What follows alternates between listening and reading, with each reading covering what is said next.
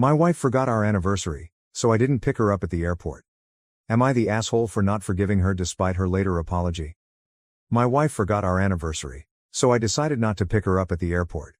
I am a 23-year-old male married to Sarah, 25. We've been together for 5 years, and I'm reaching a breaking point. Let me set the stage. It's our 5th wedding anniversary. You'd think that after 5 years of marriage, some recognition of the milestone would be expected, right? I had been dropping hints for weeks, saying things like, "I can't believe we've been married for 5 years," or, "Do you think we'll do anything special for our anniversary this year?" She responded distractedly, as I expected given her hectic schedule. Then the day arrived, and everything went as usual. She didn't say anything. There were no flowers, no meal, and no mention of our anniversary. I mean, I had gone all out every year before, organizing surprise dinners, writing meaningful messages, and sending thoughtful gifts. But over the past few years, it seemed like I was the only one making an attempt. So I brought it up. I said something like, "Hey, I suppose we aren't celebrating today?" She just laughed it off, saying, "Oh, we'll do something later. Don't worry." But later never arrived. The day went without her realizing it. I felt hurt and irritated. I've put so much into this marriage, and now here I am, feeling forgotten on our anniversary. Then things began to spiral. She had a business trip arranged for the same week, departing on the 14th and returning the following evening. She asked me to bring her up from the airport, as usual. At first, I hesitated. I had been giving passive-aggressive indications about my feelings, but she didn't appear to notice. Instead, she kept making jokes about how weary she was from the trip and how excited she was to be home, without mentioning the anniversary. It was all about work, and everything seemed okay. Frustration built up. I had been doing all the emotional work, making every special occasion memorable, while she was constantly distracted or preoccupied. That night, after lying awake for several hours, I made a decision. I was not going to pick her up at the airport. I wasn't about to reward her contempt for me. Maybe if I stopped being so accommodating, she'd realize how much she took me for granted. I did not text her, call her, or do anything. When she gave me the normal message with her flight information, time, gate, and ETA, I didn't answer. I did not even acknowledge it. It felt empowering to simply not care, even if only for a moment. I spent the day doing my own thing, treating myself as I deserved, with no regard for Sarah's flight or her return. Around 8 p.m., I began receiving texts from her, one after the other. She started phoning over and over. I simply ignored it. A part of me felt bad, but the majority of me felt strangely satisfied. Sarah was stranded at the airport with no one to pick her up, and I wasn't going to be the dutiful husband anymore. She could figure things out. Finally, about an hour later, after ignoring her calls for what seemed like an eternity, I texted her. "Oh, sorry. I completely forgot you needed a ride. This happens from time to time. I confess it was a touch petty, and I'm not proud of it. But, after 5 years of always putting her needs first, I finally broke." The remarks were almost too sweet, full of irony. I knew it would enrage her, and that's exactly what occurred. The next text I received was a series of heated rants, calling me selfish and reckless. She went on about how I was overreacting and being childish. I didn't care. The following several hours were a haze. She eventually found her way home, and as she came through the door, there was a chill in the air. She scarcely acknowledged me. She was still angry and sulking, and I didn't care anymore. I went to bed early that night and left her to her thoughts. The following day was no better. Sarah did not even apologize. She made the same old excuse about work being stressful, claiming she had just lost track of things. But I wouldn't have it. I wasn't going to let her brush everything under the rug anymore. I wanted her to admit she had messed up. I wanted her to understand what she'd done. As the days passed, I couldn't shake the sense that nothing would change. So I let her be angry. And me? I felt an odd combination of remorse and delight. I have no idea where this will lead, but I know I can't go back to the way things were. Something has to give. Update number 1. After I texted Sarah about forgetting to take her up, I didn't hear from her for a while. But, oh, when I did, it was not pretty. She started texting and calling repeatedly. I ignored each one. Part of me wanted to just let her stew, but I kept my phone on silent, and hours passed. I wasn't going to rush to pick up the pieces because she was the one who had ignored me for so long. It wasn't until after 10 p.m., I eventually surrendered and checked my phone. I had missed perhaps 15 calls and at least 20 texts. Most of them consisted of her calling me petty, reckless, and juvenile. She was infuriated. The most memorable text was one that read, "You really had to leave me stranded? Is this how you treat me after all I've done for you?" I wasn't going to fall into that guilt trip. Instead, I said quietly, "Maybe now you know what it feels like to be forgotten." I didn't say anything else. I knew any additional explanation would be lost on her. Sarah attempted to defend herself as best she could. Her response was classic. "I apologize, okay? But I've been occupied with work.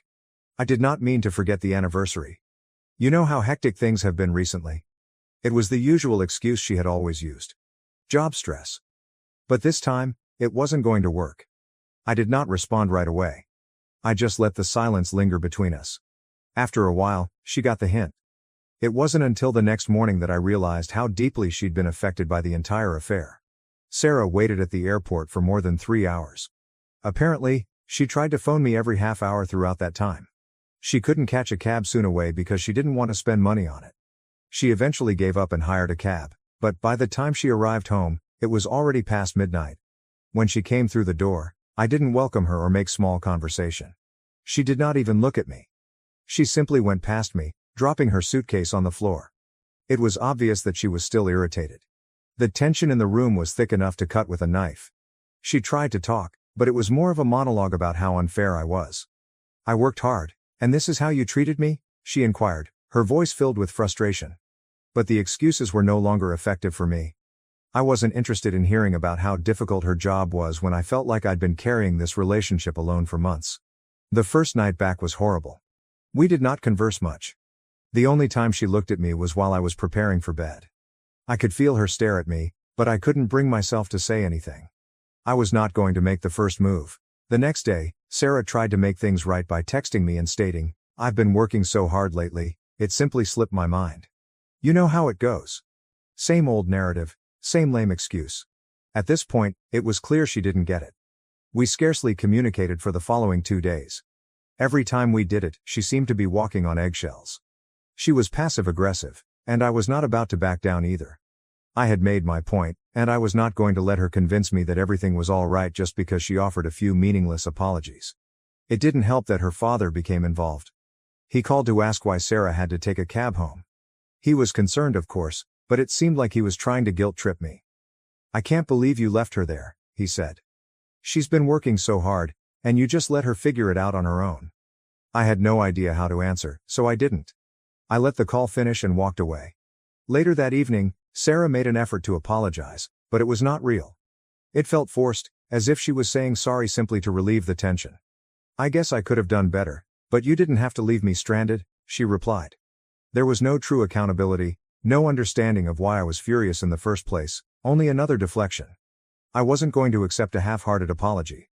I told her, "I'll get past this if you can acknowledge how I feel and start being more considerate. It's not only about the anniversary. It's about how you treat me overall." How did she respond? She accused me of overreacting. She claimed I was overreacting to the situation, but I refused to back down.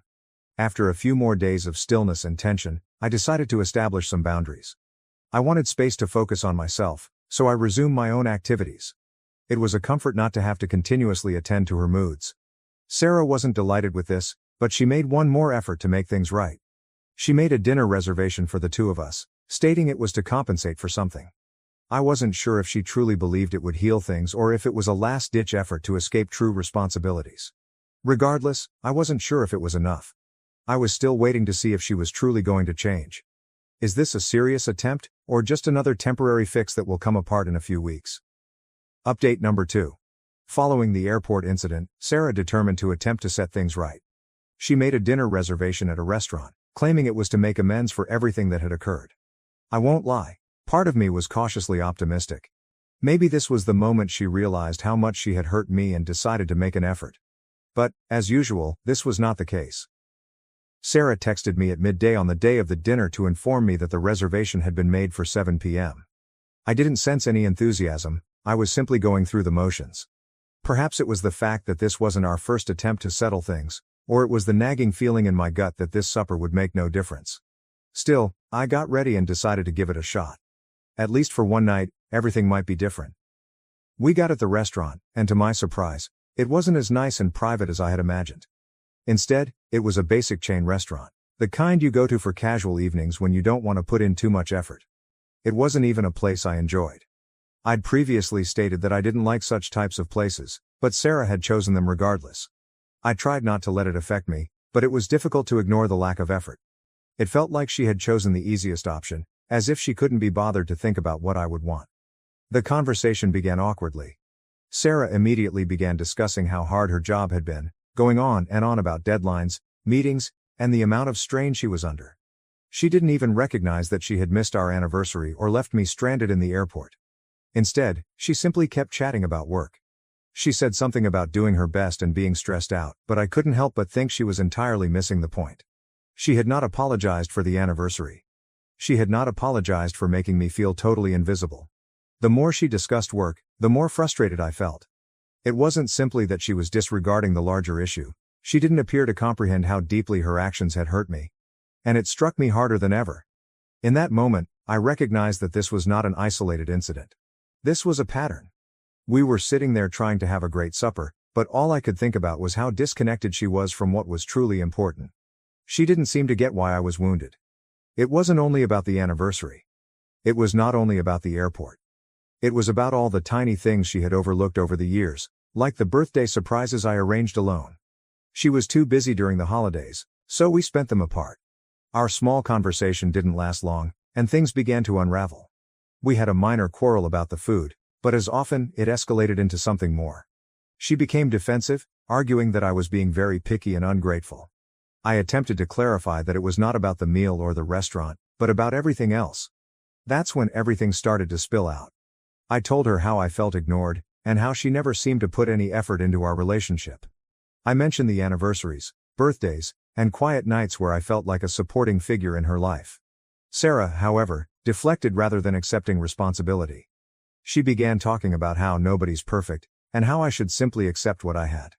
And there it was, the excuse I'd grown tired of hearing. Nobody's perfect. It was the mantra she usually said when things got tough, and this time was no exception.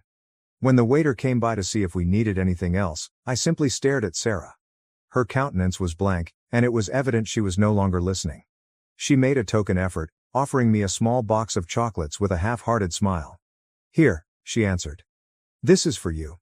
Sorry for everything." It was a lovely gesture, I suppose, but it felt insincere, a last-ditch effort to make things right without actually addressing the larger issues between us.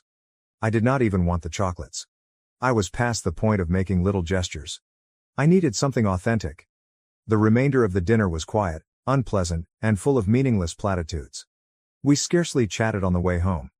I felt the strain in the car. Sarah was still unhappy, but I couldn't tell if she was upset with me for calling her out or with herself for not understanding why I was upset in the first place. It did not matter. Regardless, the silence was deafening. When we returned home, I couldn't shake the impression that nothing had changed.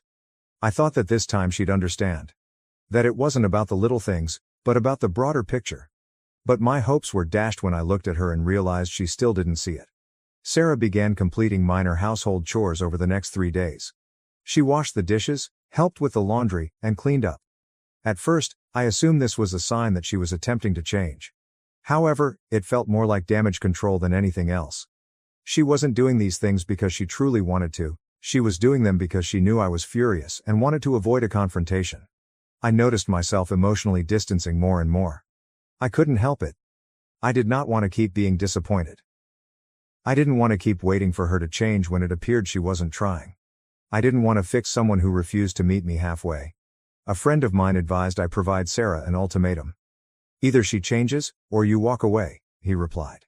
It seems harsh, but perhaps it was the wake-up call she needed. I couldn't keep on like this, always wondering if she was going to make a genuine effort. Sarah's excuses piled up over time: work stress, deadlines. They were always her explanations for everything. I was beginning to notice a larger problem. Sarah didn't seem to realize the developing emotional distance between us. She assumed that performing the bare minimum would suffice, but I realized that wasn't the case anymore.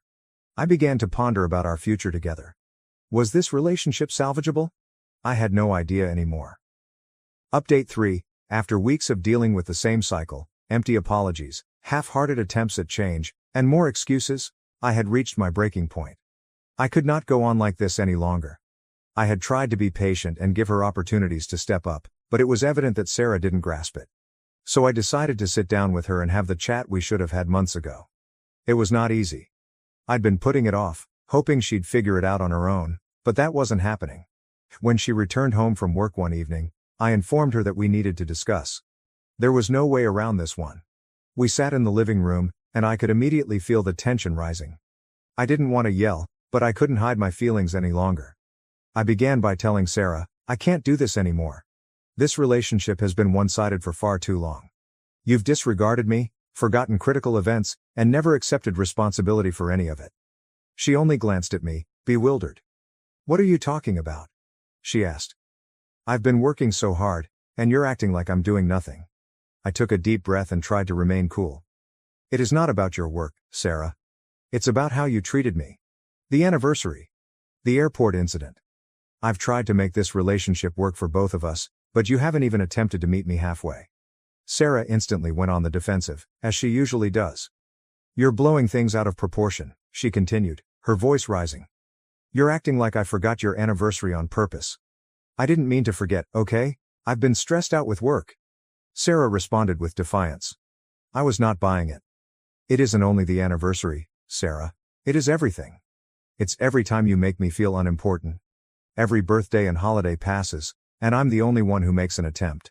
Sarah's face stiffened. I am not perfect, okay? Nobody is perfect. Maybe you're just too demanding. I do what I can.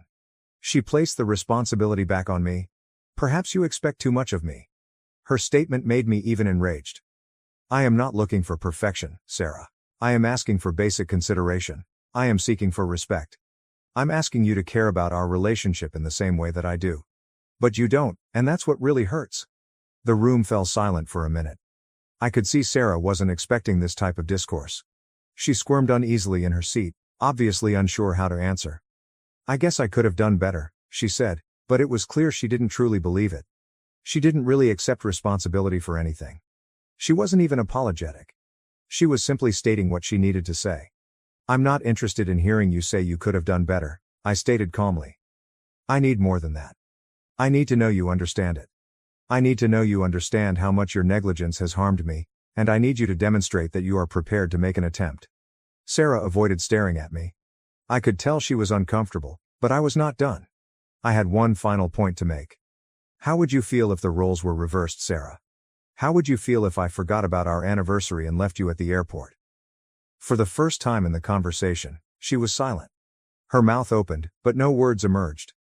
I could see the wheels moving in her thoughts, and for a brief time, it appeared that the truth had finally been accepted. She didn't say anything for quite some time, and I let the stillness hang in the air. Finally, Sarah broke the pause with a low, I'm not sure. I suppose I'd be pissed. I nodded. Exactly. That is how I feel. That is how I have felt for a long time. I proposed something simple. Couples activities such as frequent date nights or simply spending time together to restore the connection we once had. I wanted to see if she was truly willing to put up the effort to alter things. We can try it, but it will require work from both of us. I can't keep carrying this relationship by myself, I admitted. Sarah stared at me and hesitated for a second. Okay, I'll try, she answered, but her tone was flat, as if she was simply repeating what she thought I wanted to hear. I'm not sure whether date nights will solve anything, but I'll try. That was the lackluster response I expected. It felt more like a responsibility than a commitment. I knew I had to wait a few weeks to see whether anything would change. I couldn't simply accept her word for it. The conversation concluded on a tense note. Sarah did not appear convinced, and neither did I. We went to bed without saying anything more, both of us lost in our own thoughts. I kept wondering if Sarah's statements were sincere or if she was just saying anything to get me off her back. I chose to give it time, but I knew I couldn't wait forever. I had already invested so much in this relationship, and I wasn't sure how much more I could offer if nothing changed. I couldn't let myself become trapped in a cycle of disappointment and broken promises. So now I'm simply waiting to see if Sarah will make an attempt or if she'll revert to her old habits. I'm not sure what will happen, but I do know one thing. I'm not going to stick around for another false promise. Update 4. After that serious chat, things appeared to take a turn, for a time. Sarah tried harder. She actually organized a small date night for us, which included dinner at a local restaurant we both enjoyed. Nothing extravagant, but it did feel like an effort. She also began to assist around the house more, cleaning dishes without being asked, bringing out the garbage, and picking up groceries. Things appeared to be improving for about a week. I even began to wonder whether she was finally getting it. Maybe I was wrong about her. But during the second week, things began to return to normal. Sarah canceled a planned outing, claiming that work had piled up and she couldn't get away. Again, work stress was her go-to excuse. I tried to be understanding, but it was difficult not to perceive it as yet another meaningless excuse. I was frustrated. I had hoped that her efforts in the first week were meaningful, but they suddenly felt like a temporary fix.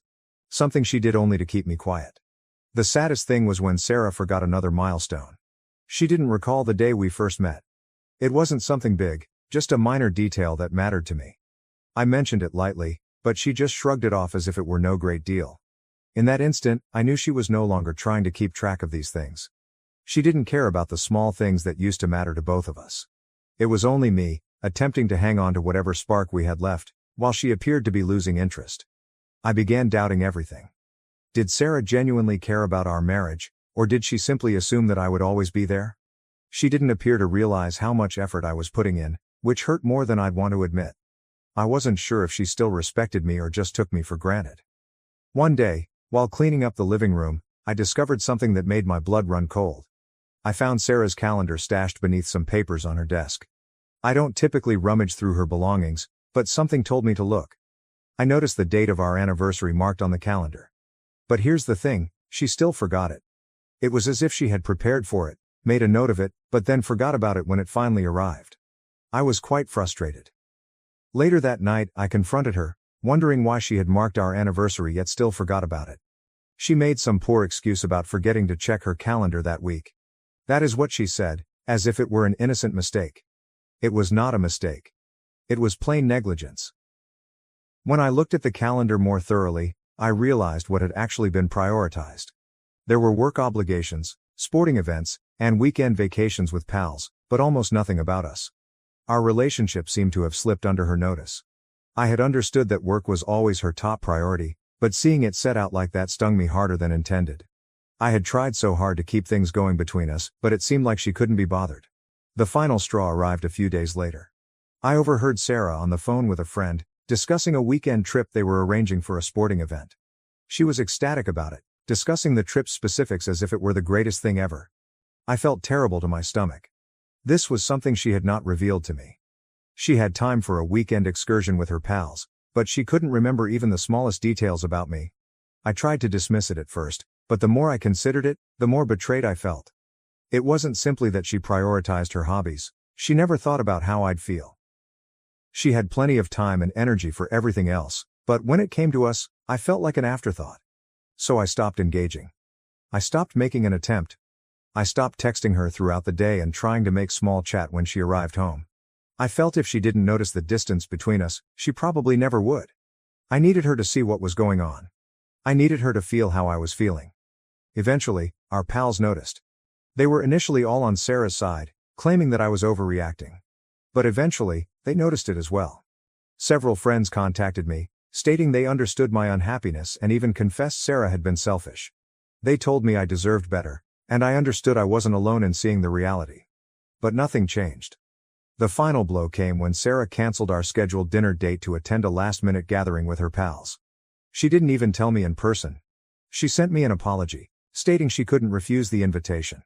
That was it. That was when I understood I needed to make a decision. This was something I couldn't keep putting off. Sarah wouldn't change unless I forced her to. I could wait for her to figure it out, but at what cost? The longer I stayed, the more I felt like I had lost myself. I needed to stop waiting for a relationship that was unsatisfactory. Now I'm at a crossroads. I'm not sure if I have the strength to walk away, but I can't keep continuing like this. The emotional barrier has grown so far that I'm not sure how to bridge it anymore. Something needs to give. It's time for me to make a difficult decision about my marriage, one that will either force her to wake up or allow me the space I require to move on. Update 5. After everything that had happened, I felt it was time to take a step back and consider what I really wanted. I needed to decide if I wanted to keep trying in this relationship or if it was time to walk away for forever. So I chose to spend the entire weekend alone. I did not respond to Sarah's SMS or calls. I didn't even leave the house often. I needed room to think, and this time I wasn't going to allow my emotions influence my decision. During that weekend, I finally realized the reality. I had been settling for less than I deserved for quite some time. I recognized how emotionally spent I had gotten by clinging to something that no longer existed. The small things I did for Sarah, the gestures, the effort, all seemed to go unappreciated. She wasn't making an effort to make me feel respected. She was not even trying. And the worst part? Sarah didn't seem to notice anything wrong. She simply went about her normal routine, figuring everything was great. That understanding ached. I spent the entire weekend reflecting on how much I gave to this relationship and how little I received in return. I was no longer upset about the anniversary or the airport event. I was concerned about the big picture. Sarah had never really cared about putting me first. She had never seen me as a priority. When I came out of my weekend of reflection, I realized I couldn't keep pretending everything was fine. I was emotionally weary, and if I stayed in this relationship, I would only continue to be harmed. So I arranged one last conversation with Sarah. This was it. I was going to lay it all out and set clear boundaries for what I needed if this relationship was going to survive. I decided to wait until the following weekend to have the chat. Sarah was going to be home, and I knew it was our last chance to actually talk. I was prepared to be direct. To tell her everything I had been keeping hidden for so long. When the time arrived, I sat with Sarah in the living room. She could see something was wrong, but I don't think she expected what happened. I began by telling her that I couldn't continue in a relationship in which I felt underappreciated. I've tried to connect with you, I explained, but nothing has changed. You're always too busy, and I'm constantly making excuses for you. I can't do it anymore. Sarah appeared shocked. She couldn't believe what I was saying. She continued asking, "Why didn't you tell me earlier?" I didn't realize things were so horrible. It was as if she was taken aback by anything I said, but I found it difficult to feel sorry for her. How could she not have realized it? How could she not notice the impact her negligence was having on me? She instantly transferred the blame back onto me, saying, "You should have told me how you felt." I didn't realize things were this horrible. I thought everything was fine, she explained. She made it appear as if it was my fault for not being more outspoken about how miserable I was. That's when I realized she was completely out of touch with the state of our relationship. "I've tried, Sarah," I answered, trying to remain cool. "I've tried to connect with you multiple times, but you never listen. You do not take my problems seriously, and I have been left feeling alone. I can't continue doing this." Sarah did not take it well. She asked me for another opportunity. "I will change, I swear. I will put forth more effort. I will prioritize you. Please don't leave me." Her voice was imploring now, and her eyes were filled with desperation. For a brief moment, I considered backing down, but I knew I couldn't just let her keep making bogus promises. She had been doing so for years.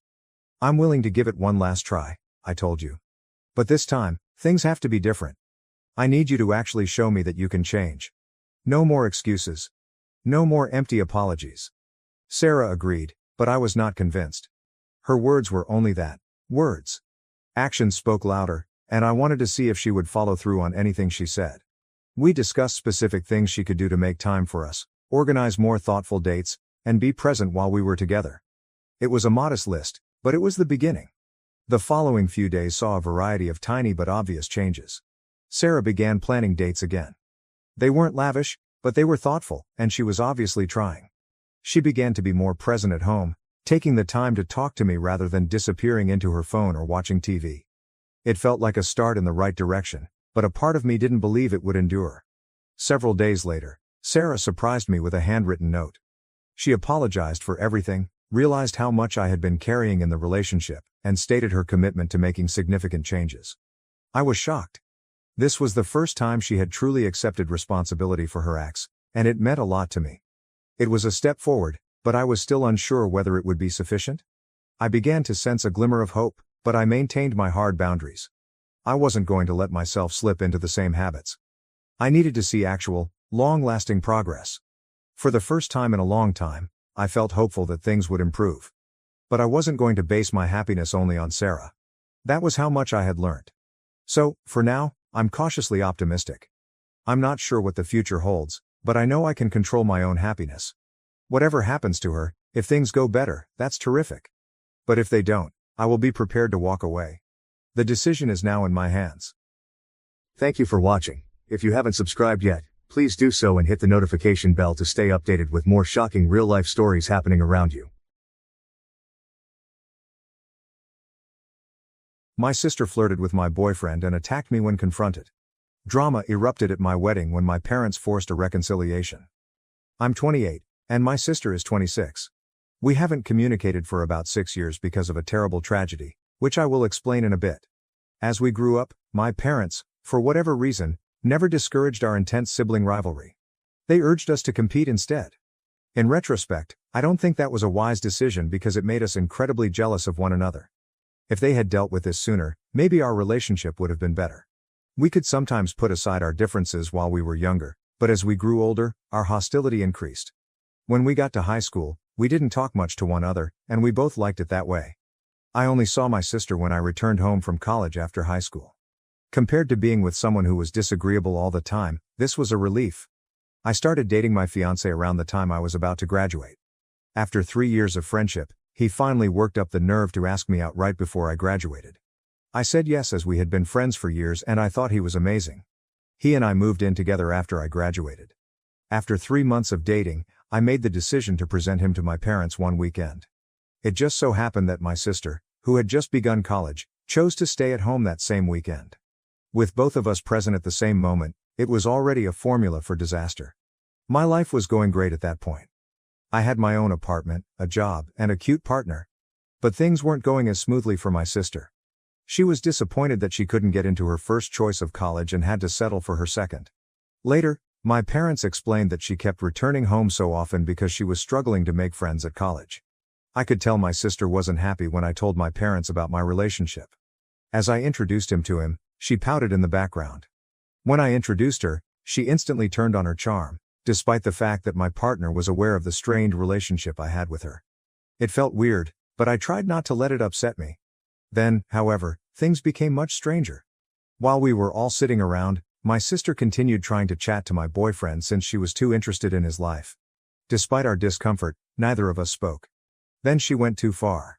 During dinner, she started to overtly flirt with him in front of me. She was obviously trying to irritate me. She wasn't subtle. I attempted to ignore my family's turmoil for a while since I didn't want my partner to notice. I finally lost it though, as she went on. I became enraged as she was openly flinging herself at him. I informed her that her behavior was disgusting and told her to stop. She continued to speak to him while rolling her eyes. That's when I lost it. I screamed at her, telling her that since she was making him feel uncomfortable, she should respect him as he was my guest. Even worse was her reaction. Helping my boyfriend realize he had alternatives and that he deserved better, she remarked with a sly smile. I was angry at the way she stated it. We began yelling at one another, and I became so irate that I branded her a loser and said she was resentful because she wasn't performing as well as I was. That struck a chord. The words had a profound effect on her, and before I could respond, she snatched my hair and gave me a slap across the table. I was too shocked to react at first because we hadn't fought physically since middle school. However, the situation swiftly turned into a full-fledged altercation. My boyfriend and our parents had to break us up because we had gotten so violent. We were both bruised and scratched by the end, yet we were still yelling at one another. After attempting to reassure me the entire time, my partner was able to finally pull me away, get me into the car, and drive us home. I was glad to have him on my side since without him, the conflict might have lasted even longer. I didn't speak to my sister at all after that happened. We had argued before, but it had never been this savage. This was the last straw for me. It was already easier living apart from her, and I no longer felt compelled to think of her as a member of my family. Even though my sister wasn't prepared to apologize, my parents called me the day after the fight to let me know they had chastised her and hoped we might work things out in the end. I informed them that I was not interested in finding a solution.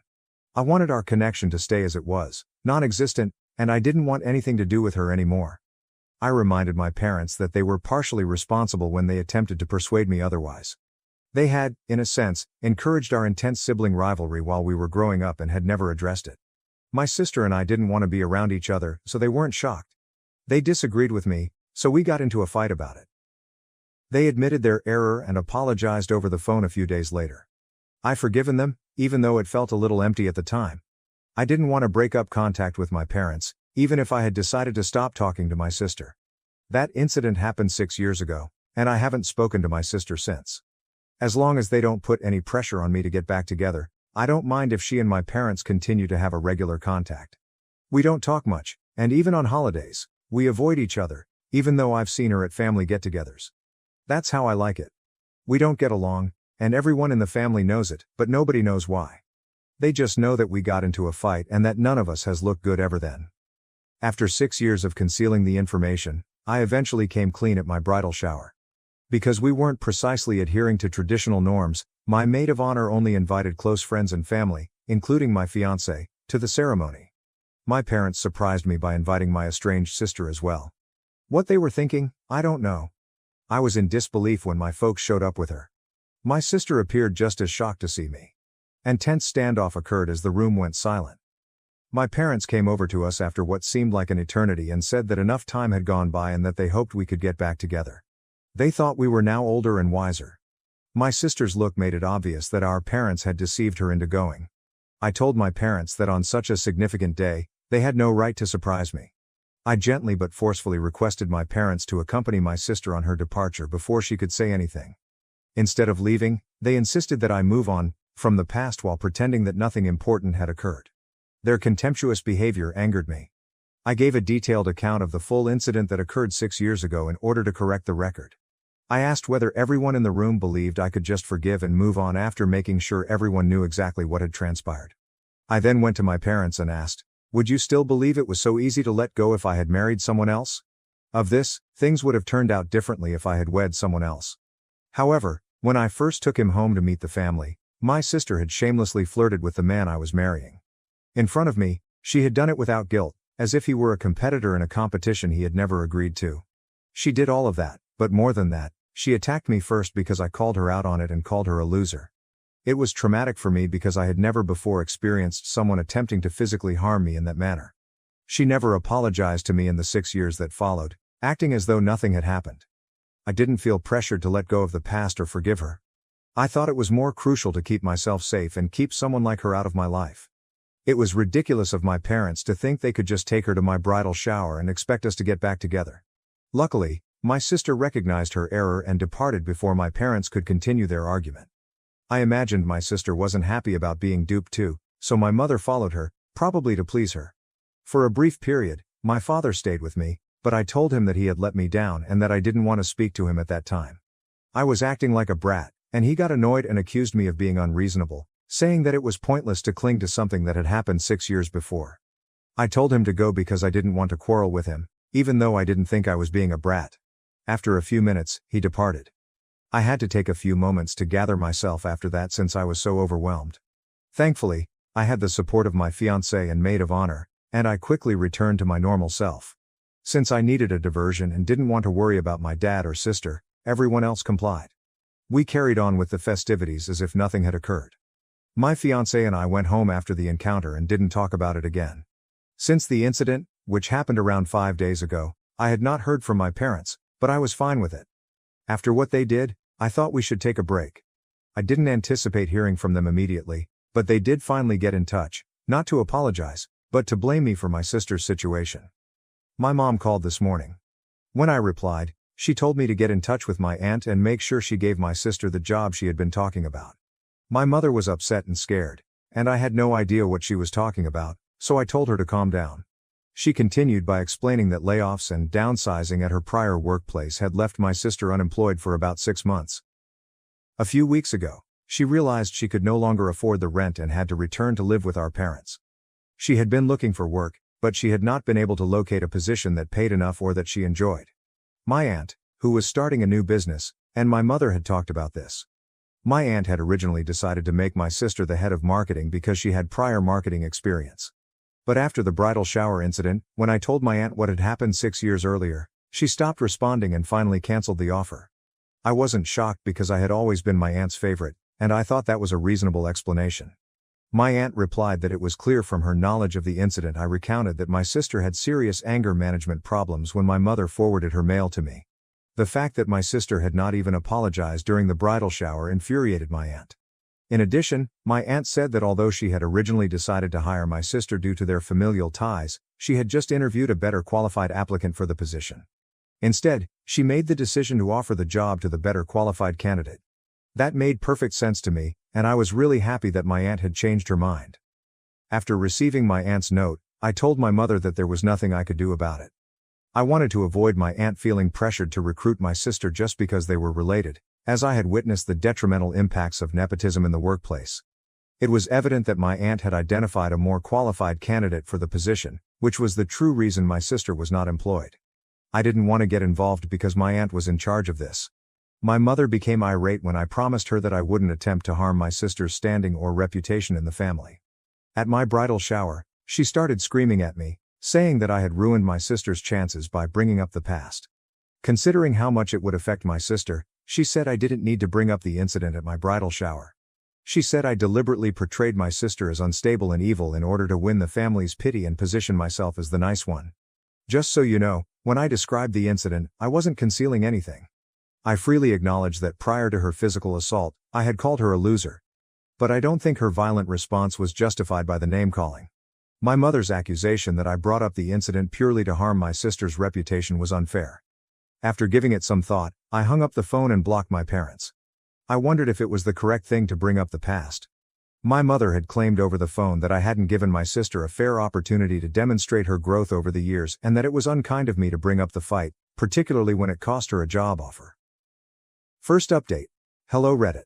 I want to thank everyone who took the time to leave a comment before I talk about what transpired after my first post. Thank you very much for your guidance and good remarks. Since my sister had previously been prohibited from contacting me for 6 years, my parents were unable to get in touch with me directly after I blocked them. They chose to visit my home since they had no other choice. With my wedding just a few weeks away, I was overburdened and very busy getting ready. I had just gotten home from work that day, and my fiancé and I had a last-minute wedding dress fitting planned. I instructed them to go when they showed there without an invitation. We knew that if we opened the door, they would continue the talk and aggravate me much more, so we didn't want to interact. They remained even after I threatened to contact the police. To be honest, I didn't want to contact the police since I didn't want to handle the problem that way and it felt over the top. We agreed to let them in for a little talk, hear their side of the story, and end it there after talking it over with my fiancé. After deciding on a course of action, we let them in and warned them to hurry because we had other obligations. Thankfully, my folks quickly got to the point. They clarified that my behavior at the bridal shower was the reason my aunt had withdrawn her offer of employment to my sister. They said that I was to blame for my sister's situation and asked that I contact my aunt to make sure she was hired. I paid attention, but I didn't want to say it again. Since it was the same argument, I told them that since I had already called my mother, there was nothing I could do about it. It didn't make sense for them to come to my house and talk about it again since they knew I was busy and getting married in a few weeks. I was interrupted by my sister, who said they had come for reasons other than the job offer.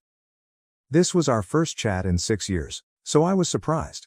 She continued by saying that she felt obligated to apologize, which is why she chose to come. At the moment, I was unsure of how to feel. To be honest, I had severe misgivings and didn't trust her intentions. I chose to be straightforward and inquired as to whether she sincerely wanted to apologize or if she was merely doing so in hopes of getting the job. I informed her that because I couldn't help her, there was no use in wasting her breath if it was only about the work. Although she appeared a little taken aback by my candor, she said that our parents were present to talk about the job and that she had come to apologize. Even my parents appeared astonished when I looked at them, indicating that they hadn't discussed this. But my sister seemed unconcerned. She reaffirmed that she had no interest in the job and was only come to apologize. She claimed to have thought back on her behavior during the previous 6 years, but she had always found an excuse not to apologize. She was unable to deny that she had mistreated me after the bridal shower. Her tone and manner conveyed that she was serious, even if my fiancé and I were still processing the situation. She said that she had harbored resentment toward me since she was a young child, because she felt compelled to compete with me constantly. She felt guilty for squandering her childhood and adolescence on that rivalry, now that she saw how pointless it was in the real world. She was sad that we could have become friends, given that I had tried to get in touch with her multiple times. Because she always viewed me as a rival, she acknowledged pushing me away. It was very overwhelming to hear her speak all of this, and I'm ashamed to say that I started crying as she expressed her emotions. She then turned to face my fiancé and expressed regret for the way she had behaved toward him during their one and only meeting. She admitted that it was long past for her to apologize and that her preoccupation with outdoing me had caused her to lose sight of who she had become. When she was done, she didn't wait for a reply. She merely said that she needed to express herself and that we didn't have to forgive her. She promised not to disturb us again now that she had. Only my parents, my fiancé, and I remained in the room after she departed. We sat there in startled silence, trying to take in what had just transpired, none of us expecting this. My parents eventually departed without saying anything, and my fiancé and I went as scheduled to my fitting. Until we arrived home, we didn't talk about any of it. We started discussing my sister's apology approximately 30 minutes ago. Despite the 6-year delay, I thought my sister's apology was incredibly sincere and mature. My fiancé and I are still processing things, so we aren't sure if we should forgive her. I'm glad she recognized we could have been friends, and I've unblocked her, but I need more time to reassure her that everything is really okay. Second update. I neglected to include my parents in my last update. Since their visit a few days ago, they have not gotten in touch with us. Since they haven't expressed regret for what they did, we want to stay away from them. Because they encouraged rather than resolved the conflict between my sister and me, I consider them responsible.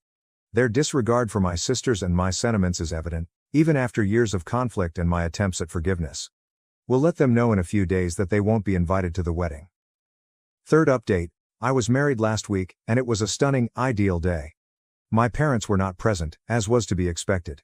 They sent an email stating that they would not be attending, stating that they no longer wanted to be a part of our lives because my sister and I had stigmatized them.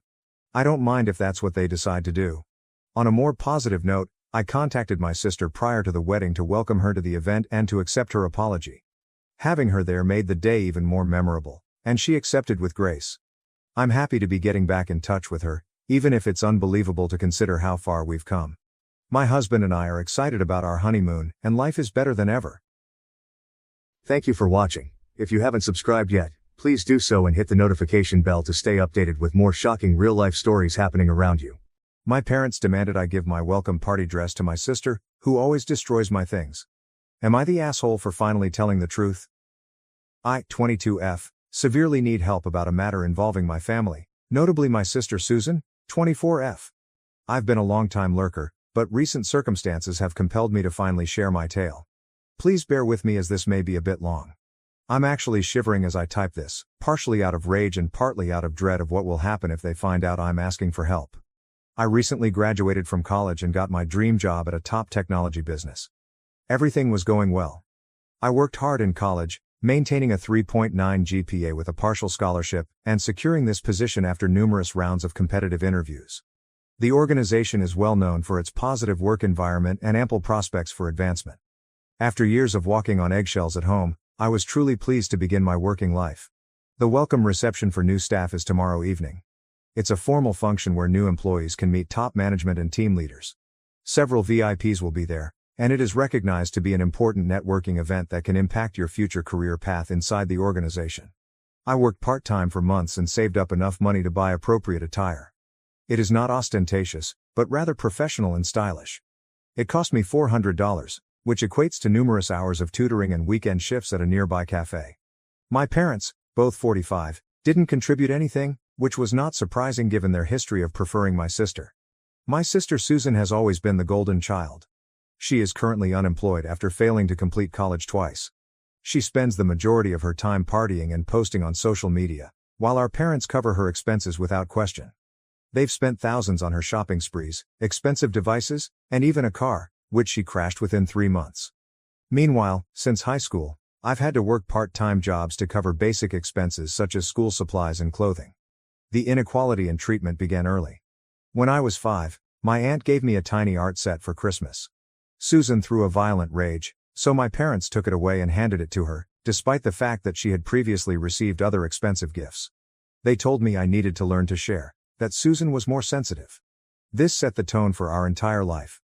Growing up, Susan would frequently throw temper tantrums if I received something pleasant. When I was 12, I won a science competition at school. Instead of celebrating, Susan had a meltdown because she wasn't getting enough attention. What is my parents' solution? They took away my prize and certificate to avoid causing Susan concern.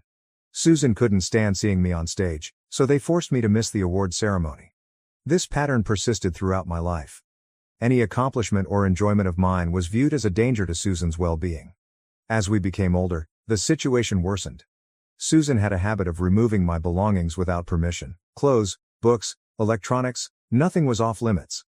If I protested, My parents would chastise me for being selfish and insensitive to my sister's sentiments. They would remark things like, "Susan is sensitive and requires additional support. You're stronger, so you must compromise." When I acquired my first smartphone at 16, which I paid for my tutoring money, Susan demanded it because hers was outdated, despite the fact that it was only 6 months old. My folks made me swap phones with her. There were numerous occurrences like this. Susan would physically assault me if she didn't get her way. She once pushed me down the stairs when I refused to allow her to use my laptop for a social media broadcast. I sprained my ankle, but my parents did not take me to the hospital. Instead, they instructed me to remain in my room and not provoke Susan further. Another time, Mom slapped me in the face at a family gathering because I was getting more compliments on my academic achievements. My parents called me aside and chastised me for showing off and making Susan unhappy. The emotional assault was far more severe than the physical. Susan would frequently tell me that I was unwanted and that our parents had me solely to give her a sibling. She made fun of my appearance, circulated rumors about me at school, and even ruined my friendships. When I was 15, I had my first boyfriend. Susan claimed I was cheating on him. I wasn't, and even showed him modified screenshots of phony chats. He broke up with me, and when I confronted Susan, she simply laughed. Our parents? They say I should never have begun dating since it made Susan lonely. Throughout all of this, I learned to keep my head down and concentrate on my schoolwork. My dream of financial independence kept me going during the toughest moments. I stopped expecting support or validation from my family. I even intended to move out as soon as I started earning money, hoping to finally be free of this toxic environment. I immersed myself in schoolwork and extracurricular activities, doing everything I could to avoid being at home. During college, I believed things would improve because I was living in the dorms, but Susan would frequently drop up unexpectedly, demand money or clothes, and throw fits if I refused. My parents would call and chastise me for neglecting my sister, despite the fact that she was meant to be the older sibling. They even tried to force me to quit out after Susan failed her classes for the second time, stating that it was unfair for me to complete my education while she couldn't. But yesterday, everything came to a head. Susan and our parents stormed into my room 1 hour before I was supposed to try on my dress for final changes. She demanded that I dress for her next job interview. When I declined, she screamed about how I was arrogant for having a job before her, how I was purposefully attempting to make her appear bad, and how I'd always been a selfish, attention-seeking brat. Our parents, obviously, supported her. "Your sister needs this more than you," Mom remarked, using the guilt-tripping tone I've come to despise. "She has interviews scheduled, and this garment would greatly increase her confidence. You can wear something else to the celebration. Why are you always so difficult?" I tried to explain how important this event was to my career, how I had saved for months to buy the outfit, and how this was my last chance to make a good first impression at my new job. But Dad cut me off, his face flushed with rage. "Stop being so difficult," he snapped. "You understand how difficult this time has been for Susan. Why do you always have to make it about yourself? Can't you think about your sister's emotions for once?" What is the worst part? Susan had previously returned her own beautiful dress, purchased by our parents for $2,000, and used the money to buy makeup and a new iPhone cover.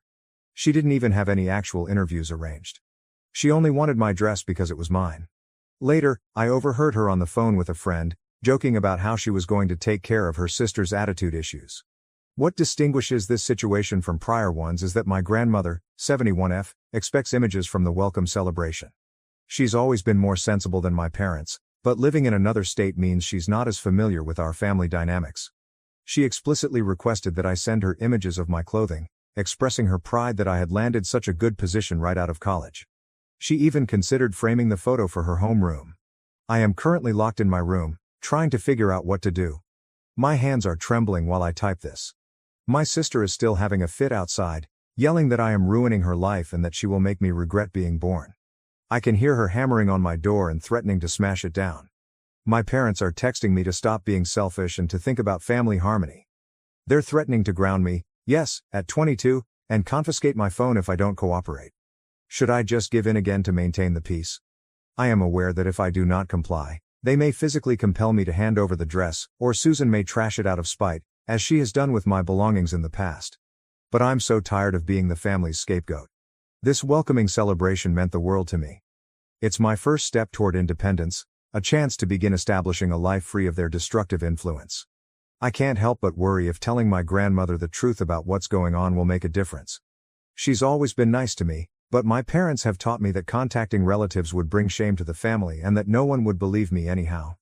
They have spent years telling me that their treatment is normal and that I am to blame for not being more flexible. I am lost and unsure what to do. Any advice would be greatly appreciated. Am I irrational in wanting to keep my own outfit, which I purchased with my own money?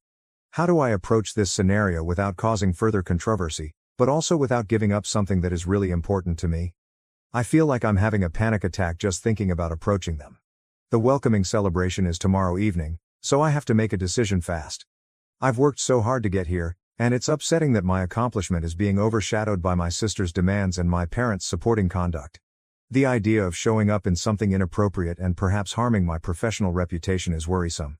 But so is the prospect of another violent encounter with Susan. Thank you for reading this far. I've never told anyone the whole amount of what goes on in our family, so writing it all down seems both terrifying and liberating. I keep second-guessing myself, wondering if I'm overreacting or if I'm insane for believing this isn't typical. Right now, any advice or assistance would be greatly appreciated. Update 1. First and foremost, I'd like to thank everyone who left positive comments on my first post. A lot has transpired in the past 24 hours, and everything has altered. Yesterday, after I posted, my grandmother called to inquire about the welcome celebration and pictures. When I started making excuses, she realized something was wrong. She insisted on bringing me up for lunch today, claiming to require assistance with grocery shopping. My parents couldn't turn her down without raising suspicions. At a quiet cafe away from home, my grandma held my hands and whispered, "Now, tell me everything." Her gentle tone smashed through all of my barricades. For the first time, I revealed the entire truth about our family dynamics. I told her how Susan ruined my school projects, shredded my college prep books, and bleached my prom outfit. I revealed years of secrets that I had kept buried out of fear and shame. My grandma listened without interrupting, but I could see her hands trembling in rage. When I concluded, she confessed that she and other relatives had suspected difficulties for years but had been unable to prove them because my parents always presented a perfect family picture at gatherings. Right there at the cafe, Mother began calling family members, including my aunts, uncles, and family acquaintances. As she made these calls, my phone started vibrating nonstop with texts from my family. My mother sent more anxious texts. "How can you tell lies about our family after everything we've done for you? You're making your sister cry again." Susan's communications began with a guilt trip. "I cannot believe you would do this to me. You know how sensitive I am." They swiftly moved to threats. "You better tell Grandma you lied, or I'll make you regret it. Remember your prom dress? This will be worse." Dad joined in. "Your mother is having a breakdown because of you. Come home right now and mend the mess you've made." But this time, their threats had a different effect on me. Each message proved what I had told my granny. While they were making these threats, my grandma showed me scores of encouraging texts from family members who were finally realizing the truth. The family has responded overwhelmingly. My aunt apologized for believing Susan's falsehoods about how cruel I was to her. My uncle promised to help me find an apartment close to my workplace. Another aunt recommended therapy and even offered to cover the fees. My grandmother made it clear that she will not allow them to scare me longer. She contacted her lawyer and purchased me a new outfit for the welcome celebration, which is now safely stored at my aunt's house. Even family friends have begun to share their observations of Susan's troubling behavior at gatherings, including a child psychologist who had observed warning flags years ago. I am writing this from my aunt's place. My parents are still sending me texts threatening to cut me off financially, which is immaterial because I support myself, and telling everyone what a bad daughter I am. Susan's latest threat was to ruin my job, but it no longer scares me. For the first time, I am not facing their assault alone. Tomorrow, I'll go to the welcome reception in my new dress, with my aunt driving me there for safety. My grandma instructed me to chronicle everything from now on, including Susan's threats. Thank you, Reddit, for letting me see that what I've normalized isn't typical at all. I'll post another update when I can. Update 2. I never anticipated things to escalate so soon following my last update. I'm writing this from my grandmother's house, with a broken nose and confused feelings about what's transpired. The day following my welcome celebration, my grandmother surprised me with a new MacBook for work. She had it transported to my aunt's place first, knowing Susan's track record with my belongings. When I returned home to pack some clothing, I assumed my parents and Susan would be gone. I was mistaken. Susan waited in my room. She'd learned about the laptop via social media, where my cousin had posted a congratulations message about my new job and mentioned the gift. What occurred next still seems strange. "So you're taking bribes from Grandma now?" Susan sat on my bed, browsing through her phone, her voice strangely quiet. Do you think you can turn the entire family against us? I tried to hastily get some clothing and leave, but she was blocking the door. Do you remember when we were kids and Mom always said that sharing is caring? She smiled, but her eyes remained icy. Grandma also needs to learn that lesson. Hand over the laptop. When I declined, stating that I needed it for my new job, she pulled my hair and banged my face against the doorframe. I heard a crack and felt warm blood rush out of my nose. The agony was excruciating, but what hurt worse was hearing my parents' reaction. When they heard the ruckus, they came upstairs, but instead of assisting me, Mom began yelling at me for provoking Susan.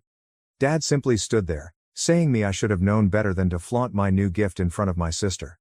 Fortunately, my aunt insisted on waiting outside in her car. When she heard the shouting, she entered and discovered me bleeding. What followed was like a scene from a movie. My aunt phoned both the police and my grandmother. Within an hour, my grandma came, along with 2 additional aunts and an uncle. The cops gathered accounts and photos of my injuries. Susan kept changing her tale, first saying it was an accident, then that I had assaulted her first, and ultimately breaking down and yelling that I deserved it for stealing her family. The most shocking development was not the police involvement, but the community response. While I was in the hospital getting my nose treated, word went throughout our extended family and social networks. My parents' carefully cultivated picture of the ideal family broke totally. Their country club membership was quietly cancelled. Mom's club barred her from their weekly sessions. Dad's golf mates were suddenly too busy to play. Susan's few remaining acquaintances began relaying anecdotes about her violent outbursts that they had witnessed over time. My parents suffered greatly from social isolation. They'd spent years promoting their image as ideal parents with 2 daughters, the sensitive artist Susan and the difficult one, me. Everyone now knows the truth, and they are unable to handle it. They've been calling relatives non-stop in an effort to minimize the harm. Their latest claim is that I'm having a mental breakdown and fabricating stories about Susan. But nobody believes it anymore, especially after the police report. Susan's attitude to the social ramifications has been especially worrying. She set up several social media identities to harass me and disseminate misinformation about our family situation. She even came up to my office, attempting to convince my new coworkers that I am unstable. Fortunately, my manager was aware of the issue through my uncle, who works in human resources, and had security take her away. My grandmother's lawyer assisted me in filing for a restraining order against Susan. The proof was overwhelming: years of documented events, witness accounts from family and friends, and now police photos of my injuries. I'm currently residing at my grandmother's house, and the difference with my previous existence is startling. Nobody here advises me to stop provoking my sister. Nobody insists that I give up my possessions in order to keep the peace. I can leave my laptop on my desk without worry of it disappearing. My extended family's support continues to astound me. Cousins I haven't spoken with in years have reached out to share their impressions about Susan's behavior at family gatherings. My aunt's acquaintance, a therapist, helped me comprehend that what I was going through was continuous abuse enabled by my parents. Meanwhile, my parents' social circle is diminishing. Their neighbors no longer stop and speak. Mom's social media posts about praying for her troubled daughters are received with silence or harsh criticism. Dad's business associates have begun to distance themselves, concerned about his judgment after learning how he handled the family problem. Susan's work prospects, which were previously poor, have become virtually non-existent. In our society, word spreads quickly, and her violent outburst is now widely known. She blames me for wrecking her life, but more people recognize her threats for what they are. I am still absorbing all that has transpired. My nose will heal, but witnessing my parents' carefully constructed facade disintegrate has been both satisfying and heartbreaking. They are dealing with the natural consequences of their decisions, and no amount of trickery will help them this time. I'll provide another update as I have more information to offer. Thank you everybody for your encouragement. It helped me hold firm when Susan requested the laptop, even though the repercussions were unpleasant. Sometimes things have to get worse before they can improve. Update number 3. Thank you for your support on my prior updates. It's been a hectic few days, and I wanted to highlight some important developments. My healing is progressing well. The swelling in my nose has subsided, but the bruise appears worse. The doctor thinks there will be no permanent harm, which is reassuring given my future work presentations. Living at my grandmother's house has become permanent, and the contrast with my previous existence is stark. This morning, I unintentionally spilled a coffee mug and found myself flinching, expecting screams and punishment. Instead, I received my grandmother's polite concern and assistance cleaning up. The community's response has been incredible. Mom's social media presence collapsed when a prayer request post about her troubled daughters backfired. Susan's previous students swarmed the comments section with their own accounts of her bullying and violence. Dad's business has suffered a big blow. Several long-term clients have gone, and his partners convened an emergency meeting to evaluate his situation after discovering his participation in facilitating Susan's actions. They are especially concerned about his judgment in leadership roles. Susan has been on a downward spiral since the restraining order. She set up other phony profiles to harass me and my supporters, but unintentionally posted from her main account, providing additional proof for the court case. My aunt made a stunning revelation. My parents had frequently refused to allow Susan to get psychological care when she was younger. They were more concerned with preserving their ideal family image than with resolving the real challenges. My parents' attempts to regain control backfired spectacularly. Their family meal to clear the air was only attended by 2 distant relatives. Mom's best friend publicly unfriended her after viewing the police report images. Dad was asked to step down from church leadership, and Mom's gardening group decided to continue without her. The most affirming moment occurred when my high school counselor contacted me, apologizing for not doing more when she recognized indicators of abuse years ago. My parents had persuaded her that my reclusive conduct was teenage rebellion, and Susan's violence was artistic temperament. My workplace has been quite supportive following Susan's attempt to make trouble. My manager added additional security precautions, and my coworkers have been understanding of my predicament. My uncle published a public post yesterday, documenting years of disturbing behavior he had witnessed. His post went viral in our neighborhood, resulting in additional social ramifications. My parents' reputation in the area has shattered. Mom was ousted from the Homeowners Association board, and they can't go shopping without being followed by murmurs and glances. Susan's victim narrative is failing. She had a meltdown at our aunt's church when someone mentioned my name, confirming what everyone had heard about her conduct. I'm still adjusting to living without constant fear. My grandma enrolled me in therapy, which has helped me appreciate how unusual my home life was. Our lawyer's response to my parents' latest cease and desist letter regarding spreading falsehoods included police report images and witness statements. The help from this community has been tremendous. You made me realize that I wasn't insane for believing my situation was unusual. I'll publish a final update after everything has settled down, but for now, I'm focusing on recuperating and starting a new life. It's incredible how much energy you have when you're not always walking on eggshells. Update number 4. It has been 6 months since my previous update, and I believe it is finally time to conclude this chapter of my life. Thank you to everyone who has followed my journey and provided support. I'm presently prospering in my profession, having recently received my first promotion for leading a successful project. My team leader applauded my attention to detail and calm attitude to crisis management, skills I honed while navigating my family's chaos for years. My personal life has changed completely. I've moved into my own place, but I still see my grandmother on a daily basis. The first night in my new place, I realized I could put my possessions anywhere without fear of being stolen or destroyed. Simple things, such as having my own space and making decisions without concern, feel like valuable gifts. Susan was recently diagnosed with a number of mental health issues after being compelled to undergo evaluation as part of an anger management program. She is currently in a specialist treatment facility, not by choice, but as a condition of her probation following another violent event that did not involve me. My parents have faced serious penalties. Dad's firm encouraged him to retire early after big clients expressed worries about his judgment. Mom has become a social outcast in their neighborhood. Their attempts to join a new religious congregation were thwarted when members of their previous church revealed their background. They're selling their home and moving to another state for a fresh start, but their reputation precedes them in various areas they've investigated. The continual chilly shoulders and whispered remarks became too much for them. The most unexpected development has been the ripple effect among our extended family. My tale inspired 2 cousins to speak out about their own experiences with family abuse. It's as if breaking the veil of silence has enabled others to finally recognize their own hardships. Work has become my haven. I just created a support system for new employees, and my manager applauded my unique perspective on building friendly settings. The irony is not lost on me that my previous difficulties have become a source of professional strength. My parents made one more attempt at reconciliation last month, sending a beautifully worded letter through their new lawyer recommending family therapy. My grandmother's lawyer simply said, "All communication must go through legal channels, and I am not interested in reconciliation." The greatest rewarding shift has been in my interactions with my extended relatives. Sunday dinners at my grandmother's place have become a ritual, full of real laughter and joy.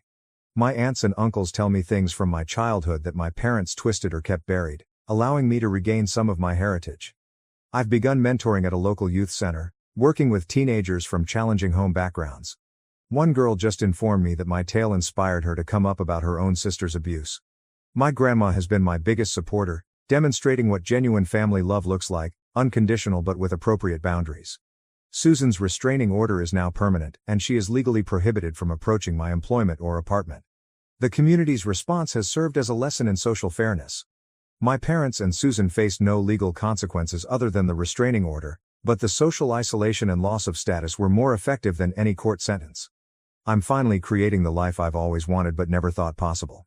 I have a successful career, a supportive social circle, and, most importantly, peace of mind. I no longer react to sudden noises or apologize for my existence. This will be my last update. To anyone in a similar situation, it is never too late to speak up and reclaim their life. Sometimes the most difficult step is believing you deserve better. Thank you for watching. If you haven't subscribed yet, please do so and hit the notification bell to stay updated with more shocking real-life stories happening around you. My roommate is trying to sublease her room to someone I have a restraining order against. I need help. Original post. When I was a freshman in college, a guy named Pete, 21 million, name changed, began harassing me to date him. I refused over and over again, and it ended with him ripping my shirt off at a party to try to touch my breasts. I filed a police report and Pete was found guilty of assault. I have a 1,000-foot restraining order against Pete. Fast forward to this week, and my roommate Shelley needs a subletter to take over for her while she studies abroad for the summer. She didn't know she was leaving until 2 weeks ago and has been looking for someone to take over since then. She found Pete on CL and asked me if I approved.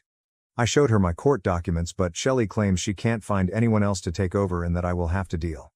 We got into a heated argument and she just left the apartment. This morning, Shelley texted me that Pete would be moving his stuff into the apartment today. I called the police, but Pete hasn't shown up yet, so they can't do anything. Shelley also says she will be staying for the remainder of the week. The lease says that she can move whoever she wants in without my permission. Same goes for me, but there's still the issue of the restraining order. The landlord told me that it was between Shelley and me to figure out. We both have 1-year leases that expire in December with the same terms. TL.DR. Roommate is trying to sublease your apartment to a man I have a restraining order against. She told me to deal with it. Landlord and cops haven't done anything about it. Relevant comments. Comment 1. Is Pete aware that you're the person he'll be sharing the apartment with? You might want to let him know that you'll be calling the police if he sets foot in the place. Oop. Pete is aware that I'm the roommate because Shelley posted the ad with a photo of us both, without my permission. I already promised I would be calling the police, but Shelley is locked in her room and refuses to listen to me. I'm chilling by the door with 911 already pre-dialed. Comment 2. I agree with the consensus of calling the police the moment he arrives. Has he actually signed anything, like a sublet agreement? If so, he'll probably be on the hook to pay for an apartment he can't legally step in. Also not a lawyer, but I can't imagine that attempting to enter a living arrangement with a person holding a restraining order doesn't negate the restraining order. The first question I would ask Pete if I were a cop judge is, why did you think you could live there without violating the order? OP. Shelley claims that Pete has already paid her for all 3 months in advance and that he signed a contract with her. I told her that her contract does not override my restraining order, but she basically put her hands over her ears to drown out what I was saying. I plan on calling the cops the moment I see his car pull up, which is less than 1,000 feet. Shelley will still be here for the rest of the week, so I'm afraid this will escalate. Update. Hi everyone. Thanks for reading this update. I have added some extra details at the beginning to better explain what happened. Things took some M. Night Shyamalan twists. Details: Shelley and I were not close friends.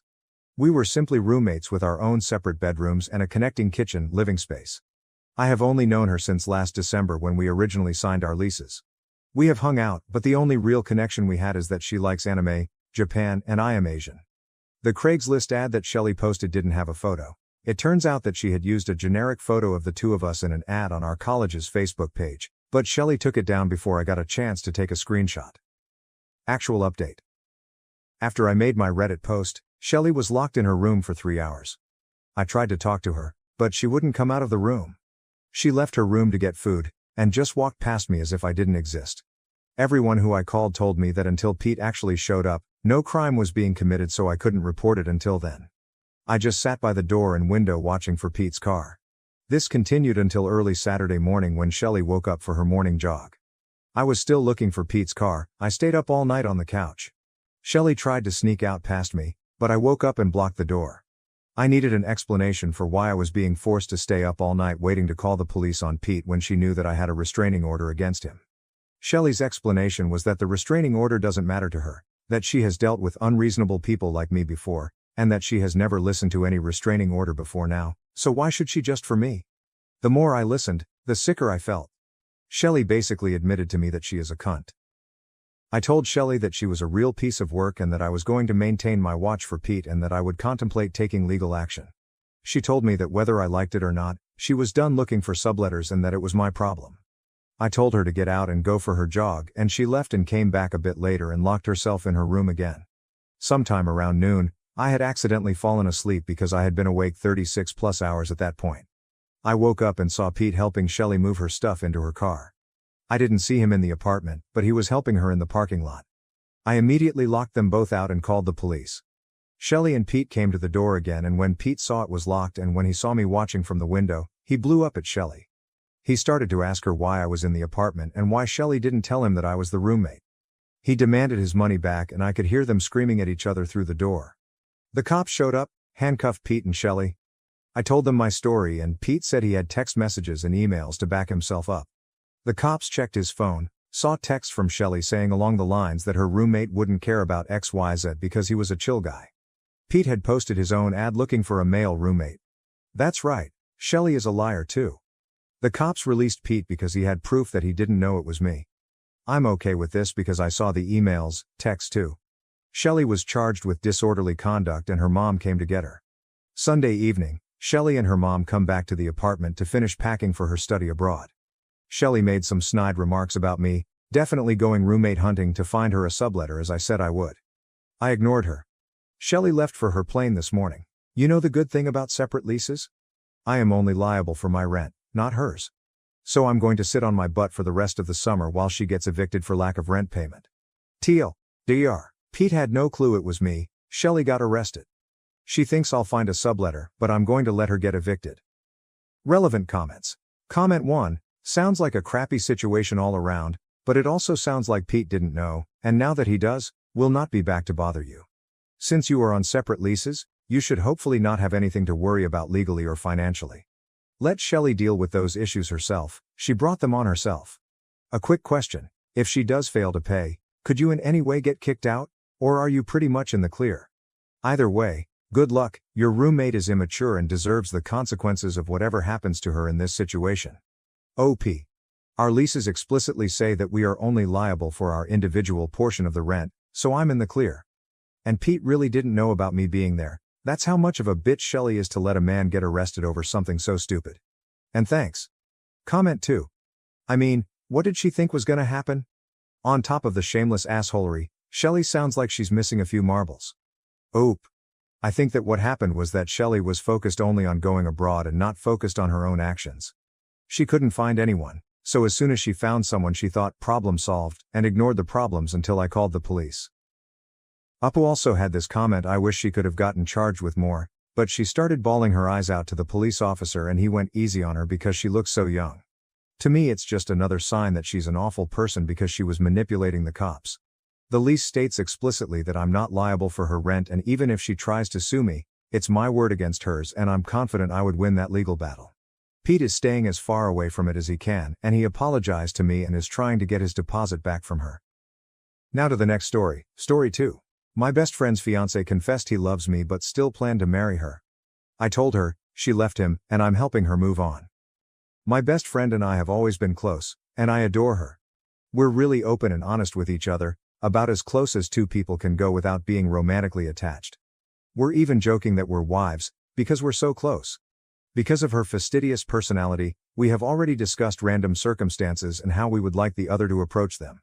For example, if a guy asked one of us out, how would the other react? Or if we both developed affections for the same person. We've even discussed what would happen if one of us died. One of these situations involved the dreaded, if I had a boyfriend and he had feelings for you issue. The possibility of this happening has arisen several times over the years, with varied degrees of concern. We both thought that would be terrible, but we couldn't agree on how to deal with it. I've always claimed that I'd want to know regardless of the circumstances, but she insisted on not telling me. She has been adamant about this every time it comes up, regardless of how I phrase or change the circumstance.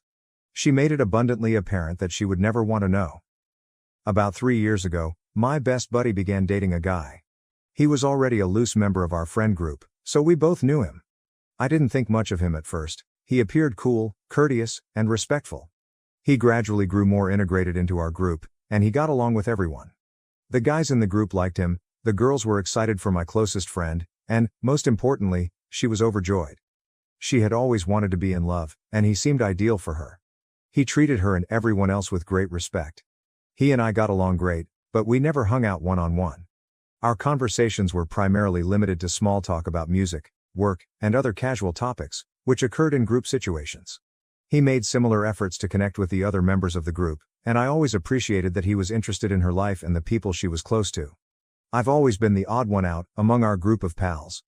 I missed a few classes in school, so the most of my pals are significantly older than me, and I've always been the baby of the group.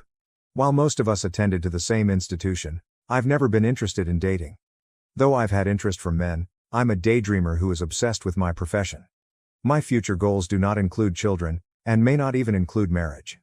The idea of love appeals to me, but I've always been content with myself and have never felt compelled to seek it out. This resulted in an ongoing joke among our friends about me dying alone, surrounded by dogs.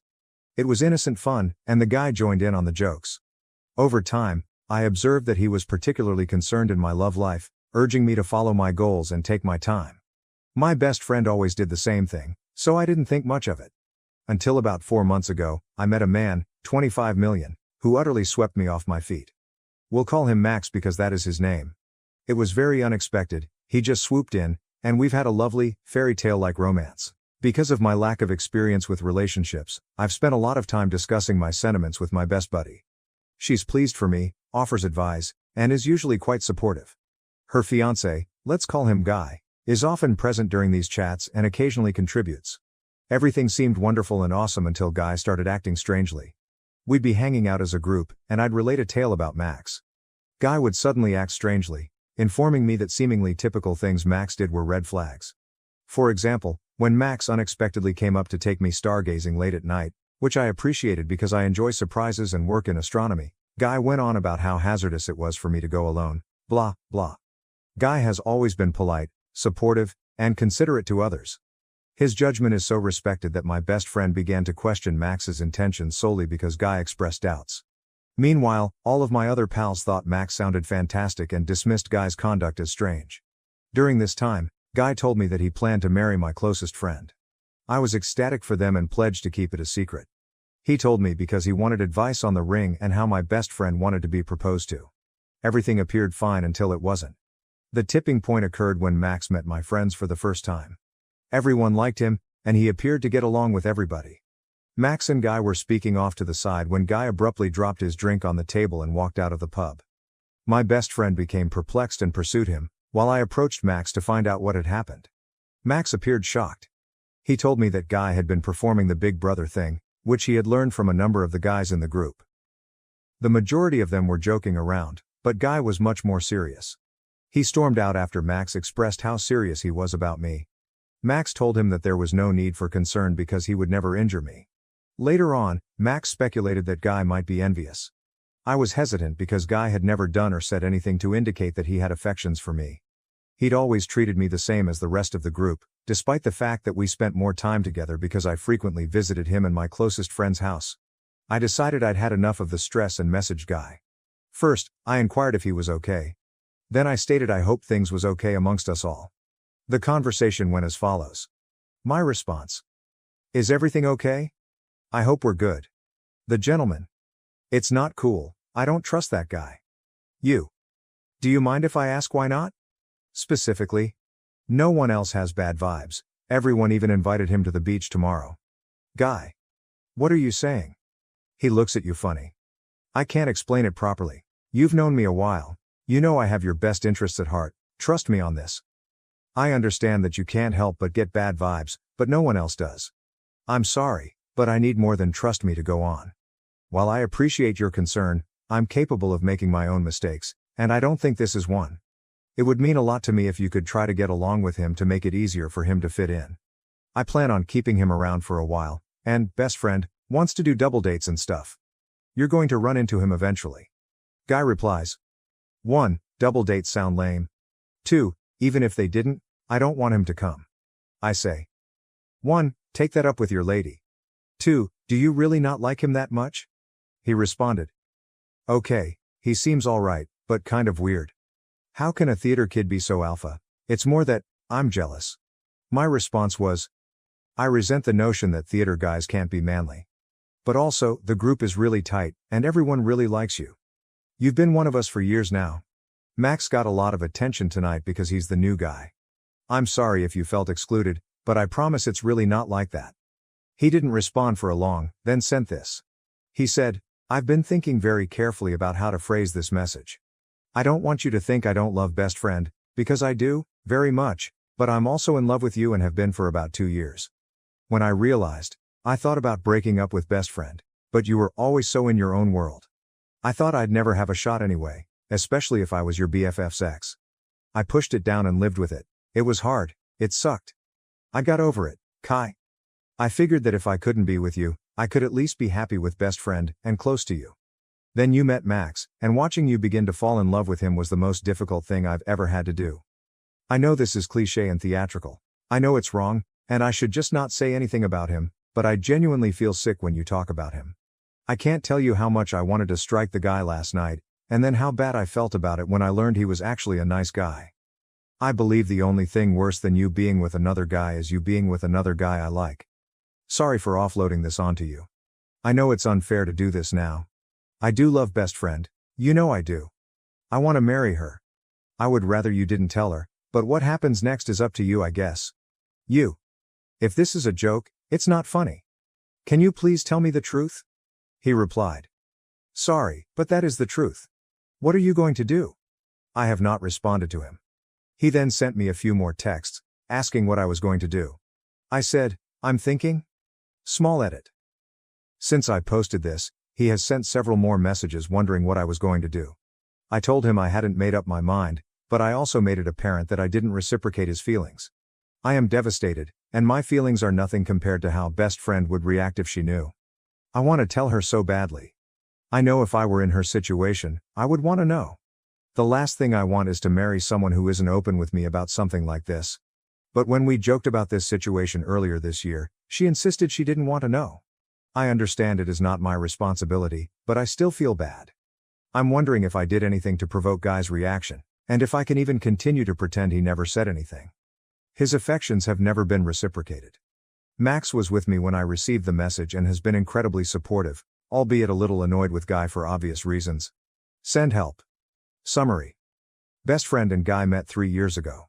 He fit right in with our group of friends, got along with everyone, and was overall a pleasant person. Life continued on. They moved in together, and I was overjoyed for her. He is everything she has ever wanted. Then I met what seemed to be my dream boyfriend. Everyone was pleased for me, except Guy, who became quite standoffish and strange about it. I don't think much about it. Guy wants to marry my closest friend and asks me for advice. Awesome. After Max and Guy meet for the first time, things quickly escalate. Guy begins messaging me that he is in love with me but wants to marry my best friend and only be in love with me in the shadows.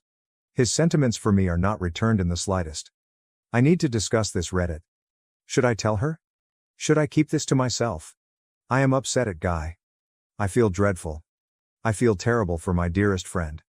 I'm not sure if I can face her in the eyes while she marries this person. I'm not sure I can let her marry him without her knowing all the facts. I'm overwhelmed. Please give me some advice. Update. Sorry, this will probably grow long. It does. There were many differing ideas on what to do, and many of you had very good reasons for your suggestions. However, there appeared to be a consensus. 1. This sucks, and there is no ideal answer, and 2. Everyone seemed to agree on the letter idea, which had been presented by a couple of people.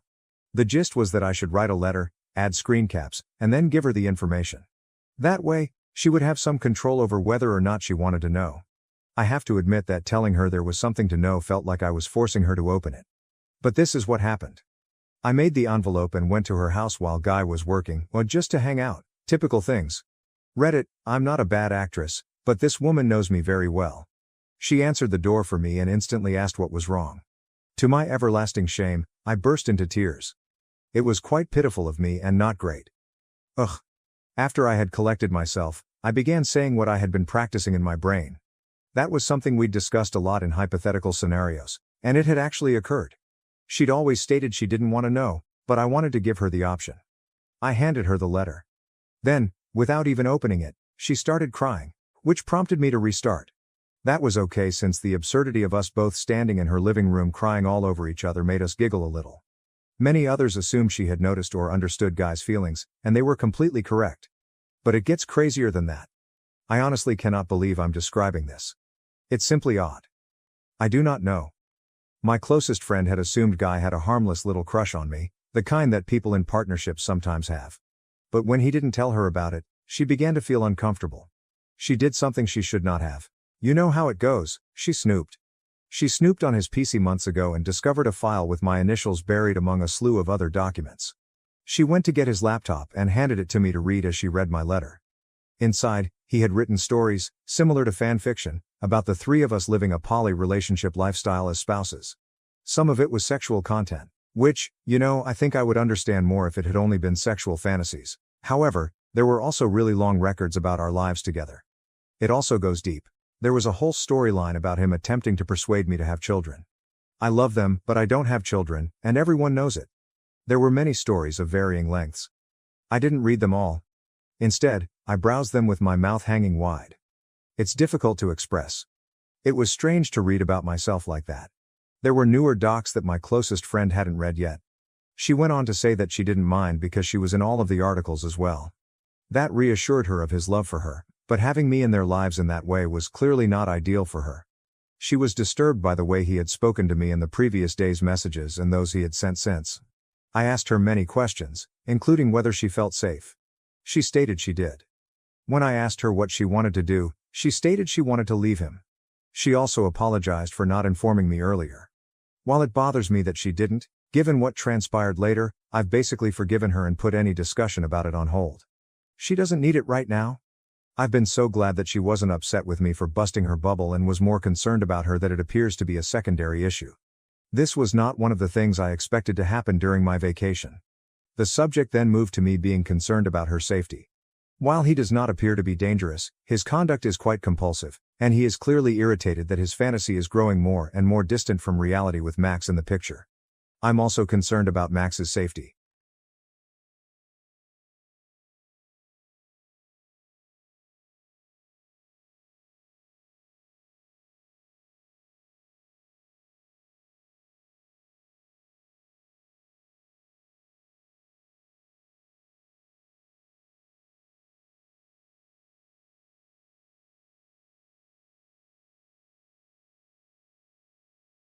Karen and her husband attacked me and stole my PS5 from my trunk, despite the fact that the box contained coal.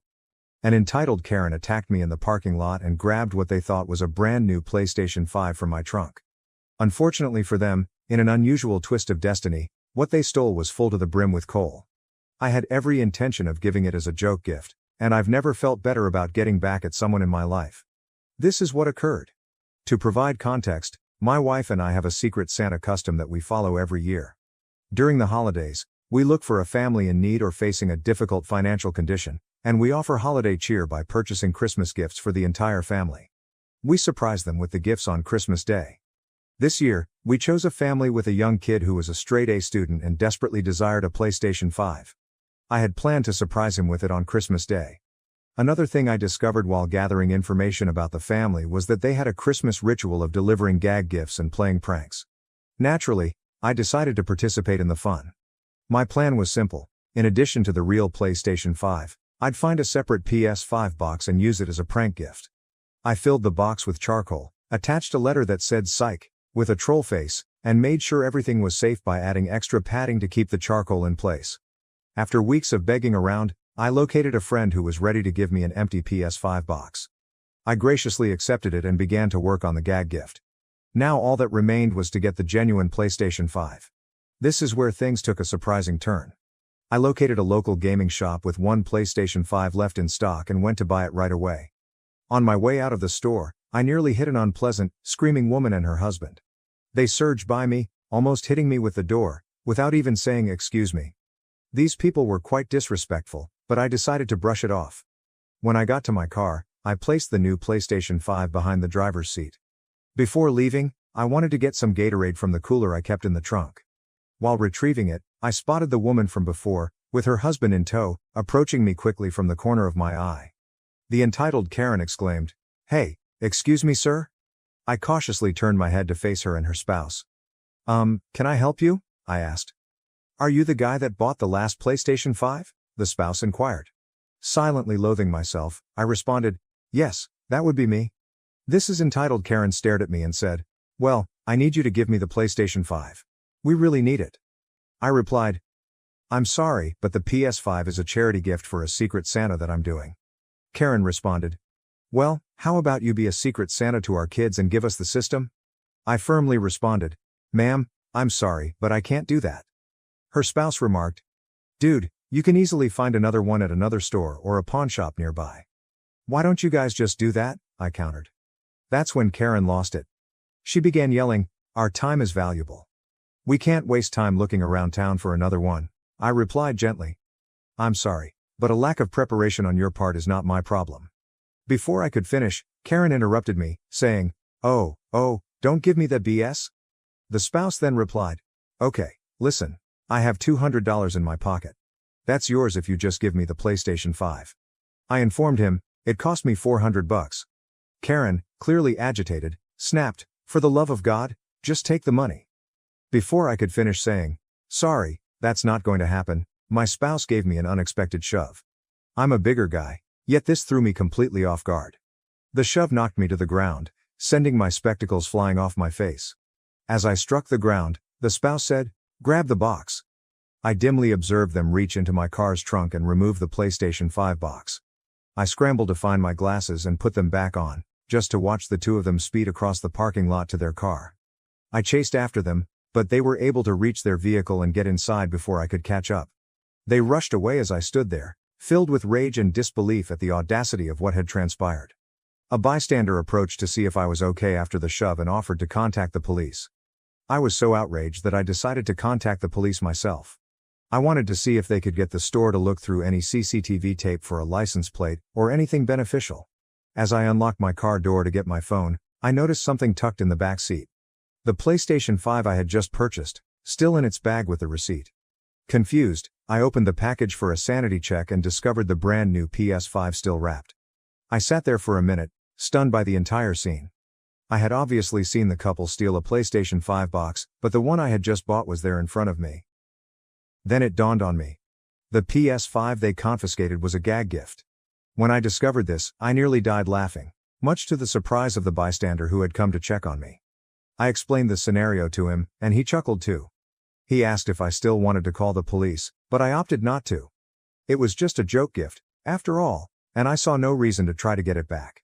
As I drove away, I felt another sense of disappointment, not because of the theft, but because I wouldn't be able to see the couple's astonishment when their child opened the dummy box and saw a bag of charcoal and a troll face. Even better, they would be unable to return anything because it had been stolen. Sure, I didn't get to deliver the funny gift myself, but knowing I could still spread Christmas cheer to a less fortunate youngster made it all worthwhile. I can't believe they did that to you. First and foremost, I would have called the police in that situation. That is something I would never overlook. Sure, you got off pretty lucky when they stole the gag gift, which is incredibly hilarious, but to be shoved to the ground like that? That surely warrants punishment. Overall, wonderful for you for finding a way out of this, because things could have been much worse. Now to the next story, story 2. My family tried to ruin my wedding. Am I the asshole for organizing a luxury cruise for my birthday and not inviting my parents or siblings? I, a 28-year-old male, work as a medical device development engineer for a large healthcare organization. Honestly, I never expected to find myself in this predicament. For context, I've been leading a groundbreaking initiative to create a new cardiac monitoring system that is transforming how we follow heart problems in real time.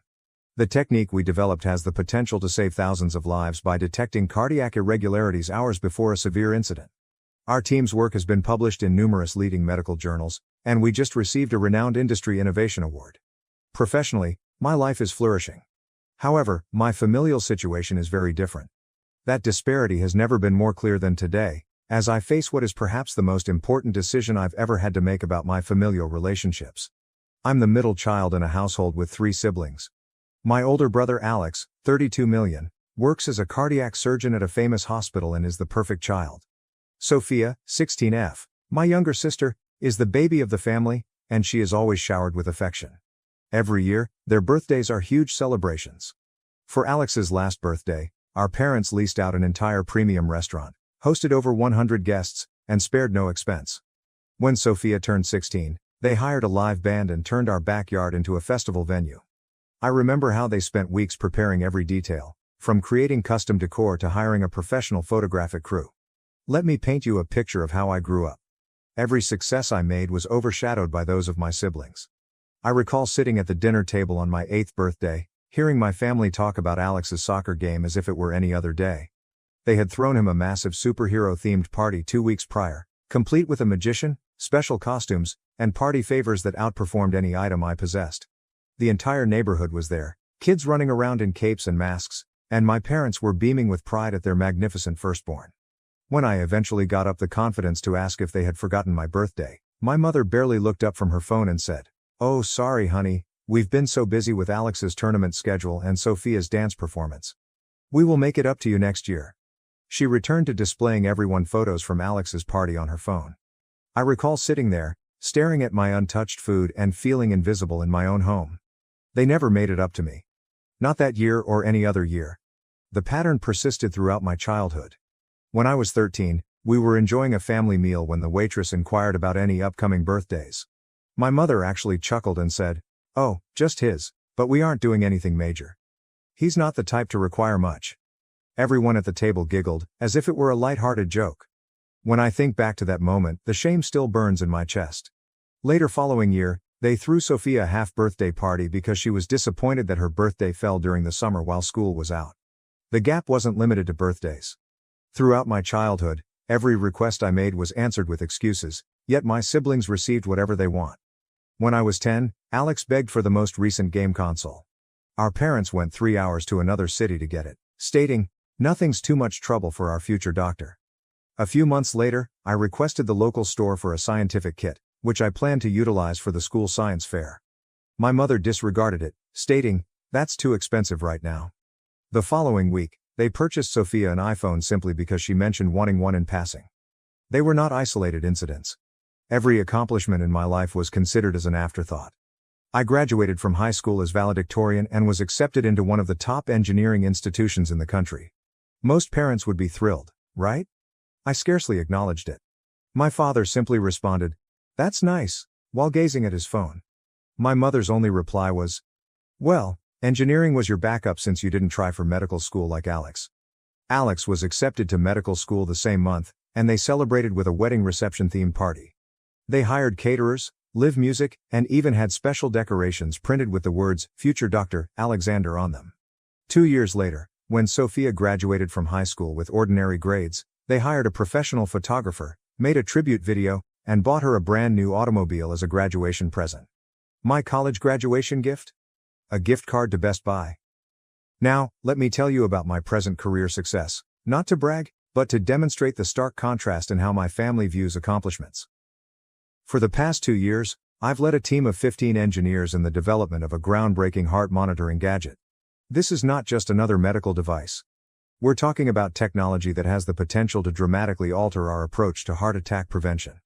The device employs advanced AI algorithms to detect small cardiac problems up to 24 hours before a big incident, allowing clinicians critical time to treat.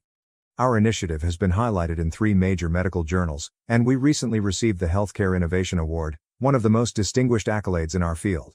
What's with the irony? Our gadget has the potential to benefit patients like the ones Alex treats, but he has never shown any interest in learning about my work. Throughout the awards ceremony, my entire team's families were present, celebrating with champagne and taking proud photos. My parents? They did not even respond to the invitation. Last month, at our weekly family video call, I attempted to inform everyone about the honor. My mom interrupted me mid-sentence to ask Alex about his most recent operation schedule. They then spent 20 minutes admiring Sophia's Instagram images from her recent weekend excursion to the beach. My achievements were not even acknowledged. When I tried to bring it up again, my father simply said, "That's nice, son," before shifting the conversation to Alex's imminent department head nomination. I tried talking to them about this trend several times throughout the years. Each attempt has resulted in dismissal or gaslighting. "You're just too sensitive," my mother would say, rolling her eyes. "We treat all of our children equally," my father mumbled, avoiding eye contact as usual. Alex would smirk and add, "Maybe if you did something actually important," while Sophia would sigh deeply and label me an attention seeker. Despite their negligence, I've managed to have a prosperous life. I have a great career, good friends, and an amazing girlfriend, Stephanie, 27F, who has been really supportive throughout. She has seen personally how my family's treatment impacts me, even if I try to hide it. Last month, at a meal with her family, her mother made a greater production about my birthday than my own family has ever done. She prepared my favorite cake, which she recalled from a casual talk months earlier, and gave me a nice work-related gift. It was moving, but it also made me realize how much I had missed out on. That's what prompted my current decision. My birthday is in 3 weeks, and instead of preparing for another disappointment, I'm taking charge. I've booked a luxury cruise and organized a lavish celebration, not just any cruise. I have reserved a luxury suite package on one of the most prominent cruise lines. The program includes unique dining experiences, spa treatments, and private shore excursions. I'm inviting all of our extended family, my aunts, uncles, and cousins, as well as my close friends. The guest list contains approximately 50 people, all of whom have expressed an interest in my life and achievements over the years. But here's the kicker: I'm intentionally excluding my immediate family. The invitations have already been sent, and I have something special planned for the major celebration dinner. I'm going to show a slideshow, and not just any slideshow.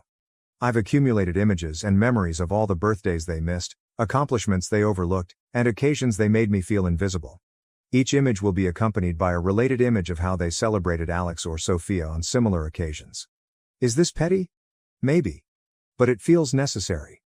I've also prepared a presentation about our medical gadget project, not to brag, but to demonstrate what I've accomplished while my family was too preoccupied with Alex's medical career. The gadget has already been licensed for clinical trials, and preliminary findings indicate that it could lower cardiac death rates by up to 30%. This might potentially save thousands of lives. The word spread through the family grapevine, and the emotions have been intense. My Aunt Susan, who has always been more aware of family dynamics, immediately responded yes, and called to say she is proud of me for sticking up for myself. Several cousins have also offered their support, stating that they have noticed how I have been treated over the years but were unsure how to handle it. However, not everyone has been supportive. Some relatives describe me as petty and immature. My mother has been blowing up my phone, leaving voicemails alternating between guilt-tripping, "How could you do this to your mother after all we've sacrificed for you?" and threats. "You'll regret this behavior, young man." My father wrote his normal passive-aggressive text about how I am tearing the family apart and creating unnecessary drama. Alex called me childish and advised me to grow up and accept that some people just achieve more in life. Sophia wrote a cryptic, hostile social media post about attention-seeking behavior and toxic siblings who can't handle others' success. But my friends and Stephanie absolutely support me. My best friend from college, who has seen my family dynamics for years, said something that really resonated. "Sometimes it takes a great act to disrupt destructive patterns. You've attempted to talk to them quietly for years. Maybe they'll finally listen." Stephanie has been especially fantastic throughout this. She's helped me organize every aspect of the cruise, from the meals to the decorations.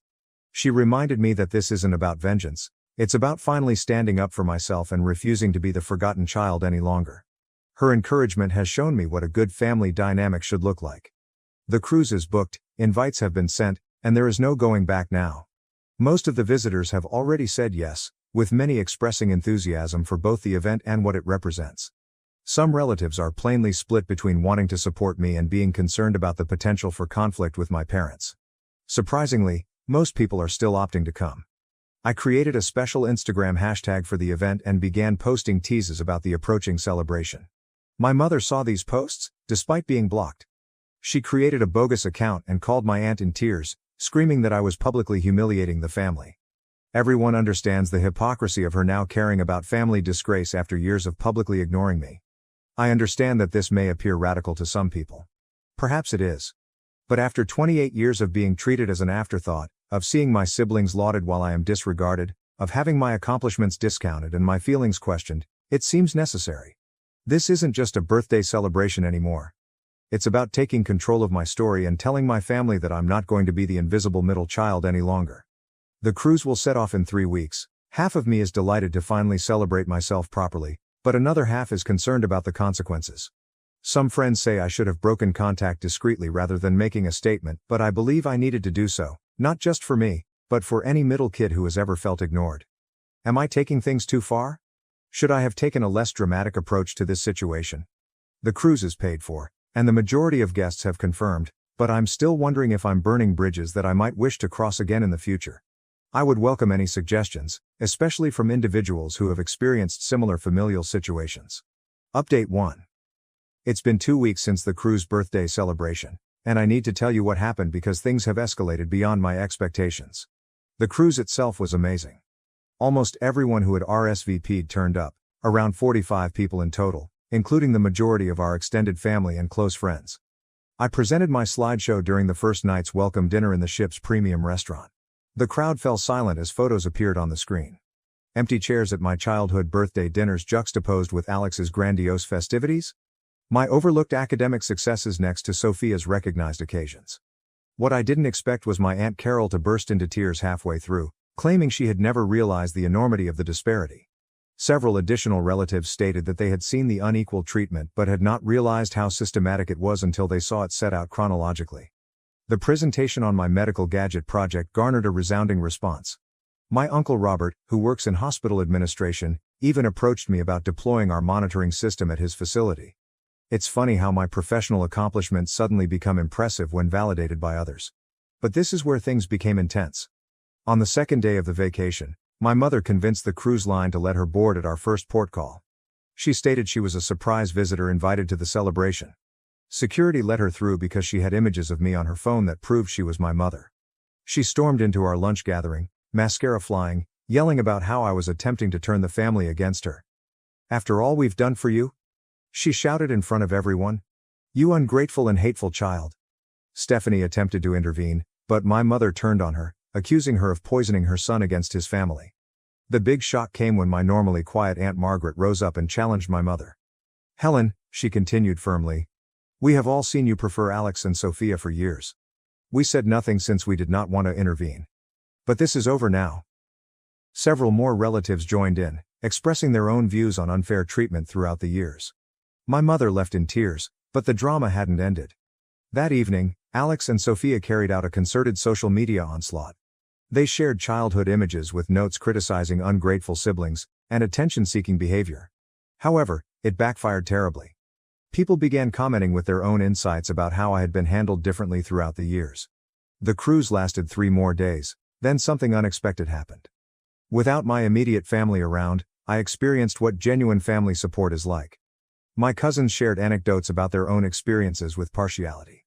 Uncle James, whom I had always assumed was distant, confessed that he had followed my career via business publications and was truly happy of my accomplishments. When we returned, I saw over 30 missed calls from my parents and a lengthy email from my father.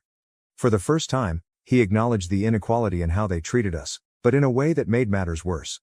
We focused more on Alex because he was following the family medical tradition and on Sophia because she needed extra support.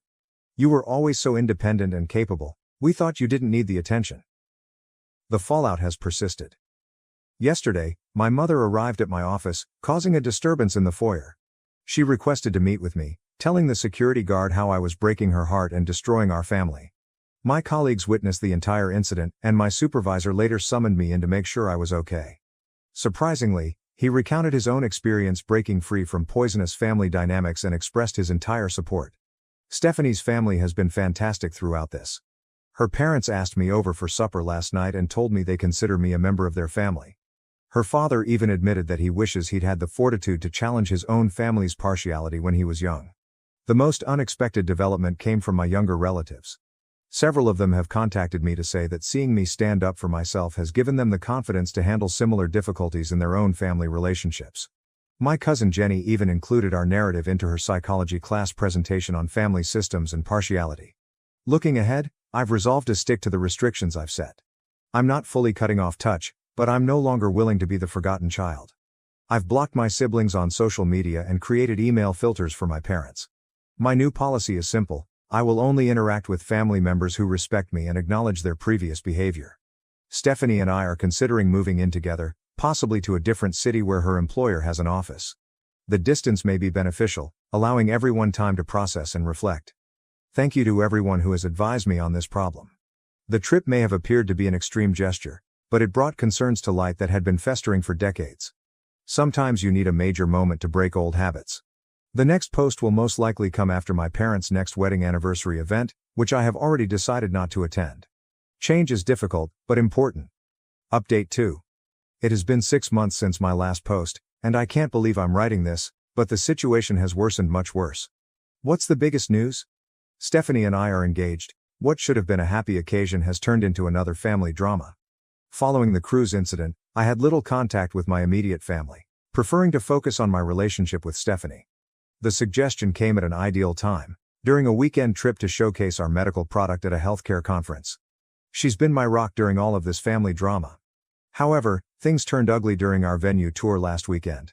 We were touring our third potential wedding destination, a lovely historic building with a garden ceremony area. Halfway through the trip, I heard my mother's voice echoing down the corridor. They had somehow learned about our venue tour schedule. Later, I realized that my cousin Lauren had unintentionally disclosed it in the family group chat. My parents arrived with Alex and Sophia in tow, like some sort of intervention team. My mother immediately began telling the venue coordinator about her idea for the wedding, completely ignoring Stephanie and me. When I firmly said that they had not been invited and needed to leave, my mother burst into tears in front of the venue personnel and other couples who were visiting the space. What occurred next still seems strange. Alex, the responsible older brother, attempted to pull me away for a family discussion. When I declined, he remarked, "This is what happens when you let the middle child make important decisions." Sophia was shooting everything with her phone, perhaps for a dramatic social media post. The venue planner, bless her heart, quickly recognized the situation and had security escort them out, but not before my mother yelled that she would never forgive this betrayal, and that I was breaking your father's heart all over again. Here's the thing. They didn't just come across us. They had obviously planned this. They brought printed images from my childhood of good family occasions, which they planned to exhibit to the venue workers. My mother even brought her old wedding album and discussed family traditions that we needed to incorporate. After they left, we discovered that they had already visited our other 2 potential wedding locations earlier that week, informing the staff that they were the key decision makers. They even attempted to put down deposits to secure the dates. Stephanie was naturally shaken. Her family was appalled when they learned what had transpired. Her father, who is generally very polite, called my father immediately to inform him that their behavior was unacceptable. This sparked more controversy, with my father accusing Stephanie's family of stealing his son. We have recently chosen to drastically rethink our wedding arrangements. Neither of the venues on our original list will be used. We're now looking at venues outside of our area, and we've engaged a wedding planner who specializes in dealing with delicate family circumstances. She is putting in place stringent security measures and a thorough guest screening process. What's the silver lining to all of this? Our bond has only gotten stronger. Stephanie and I are more confident than ever that we are making the proper decision to begin our lives together away from poisonous family relationships. I've also received unexpected help from my colleagues. My employer, remembering the recent event at our office, has approved additional security measures at work. He has even volunteered to host our wedding on his vacation property if we choose a fully private setting. The difficult element isn't the drama itself. It's recognizing that my wedding day, one of life's most important occasions, is being turned into yet another battleground for my family's turmoil. But this time, I am not backing down. Stephanie and I deserve to spend our day the way we want. We're going forward with our plans, but with increased security and an extremely selective guest list. Our wedding will be a celebration of love and happiness, not just another stage for family drama. Update 3. It's been 3 months since my last update, and I'd like to explain what happened at our wedding. This will be my final update since, following what happened, I've made a definitive choice about my family relationships. The wedding day began nicely.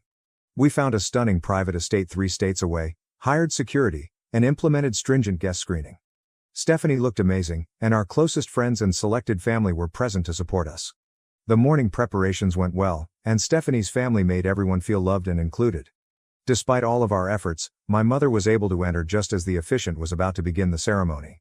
The doors flew open, and my mother dashed down the aisle, my father trailing behind her like a reluctant shadow. What came next was bizarre. Instead of the standard "I object" moment, my mother launched a full-fledged show about how ungrateful I was. She had prints of family portraits, which she began handing to stunned guests as a bizarre wedding favor. What truly crossed the line was when she turned to Stephanie and remarked, "Good luck on this one. He's been bitter his entire life." But this is where things changed. Instead of letting this wreck our day, I finally mustered the courage to speak all I'd been holding back. I came up and quietly informed my mother, "This is not about you. It never was. This refers to your incapacity to love your children equally. Today is not about the past. It is about my future with Stephanie." The security team moved to escort my parents out, but my mother had not finished. She turned to the guests and began divulging sensitive family facts, attempting to embarrass me. That's when Stephanie's father intervened. He stepped between my parents and us, with serene power, saying, "You have made your point. Now, leave my children alone." The term "children" had a strong impact. In that moment, I understood I'd discovered what I'd been hunting for all along, a family willing to adore me. After being escorted away, something unexpected occurred. Several guests, even distant cousins who had watched my family's behavior over the years, spoke up to express their observations. My cousin's wife, a family therapist, discreetly informed me that my mother's behavior exhibited classic indicators of narcissistic family dynamics. We proceeded with the ceremony, which was magnificent. Stephanie's brother delivered a heartfelt tribute at the reception. He discussed how family is more than simply DNA, but also about individuals who celebrate your accomplishments and support you during difficult times. The next morning, my father called. For the first time in his life, he admitted their favoritism, but in a way that made everything plain. He responded, "We only pushed Alex and Sophia more since you were so capable on your own. You must understand, it was easy to concentrate on them." That was it. That admission of taking the easiest road rather than being fair parents solidified my decision. I'm done trying to understand or repair this connection. I'm over expecting they'll change or suddenly become the parents I needed. I have officially changed my phone number. Our new house address is not listed. I took a promotion that puts me in charge of our company's West Coast expansion, which means we'll be moving across the nation. Stephanie's employer also has an office there, and her family has already made plans to visit. The medical device initiative continues to save lives. Last week, we received statistics indicating that our technology had avoided over 200 possible cardiac incidents. Alex still works at the same hospital that rejected our device implementation proposal, which is ironic given that it could have helped his patients. Thank you to everyone who has been following my story. Your support gave me the courage to speak up for myself and set boundaries. To anyone dealing with similar family dynamics, you deserve to be honored, you deserve to be seen. Sometimes the family you choose is more significant than the one you were born into. This will be my final update because there is nothing else to say. I'm not angry anymore, I am not hurt, I'm just finished. My new family, Stephanie, her family, our friends, and those who truly care about us, is my primary priority right now. Walking away from a situation is sometimes the healthiest option. It is not about vengeance or punishment. It is about choosing serenity, joy, and surrounding oneself with others who actually appreciate your existence. Thank you for watching. If you haven't subscribed yet, please do so and hit the notification bell to stay updated with more shocking real-life stories happening around you.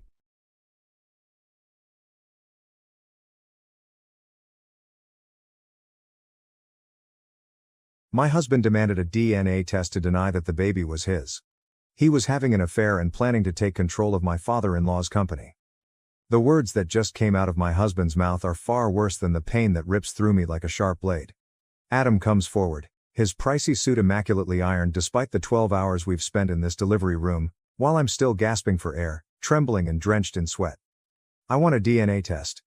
He doesn't question our baby daughter's paternity. His voice is dispassionate and flat, as if he's ordering coffee. With her hands still holding our baby, my baby, the nurse freezes. The beeping monitors suddenly become too loud and obtrusive, and the room appears to shrink.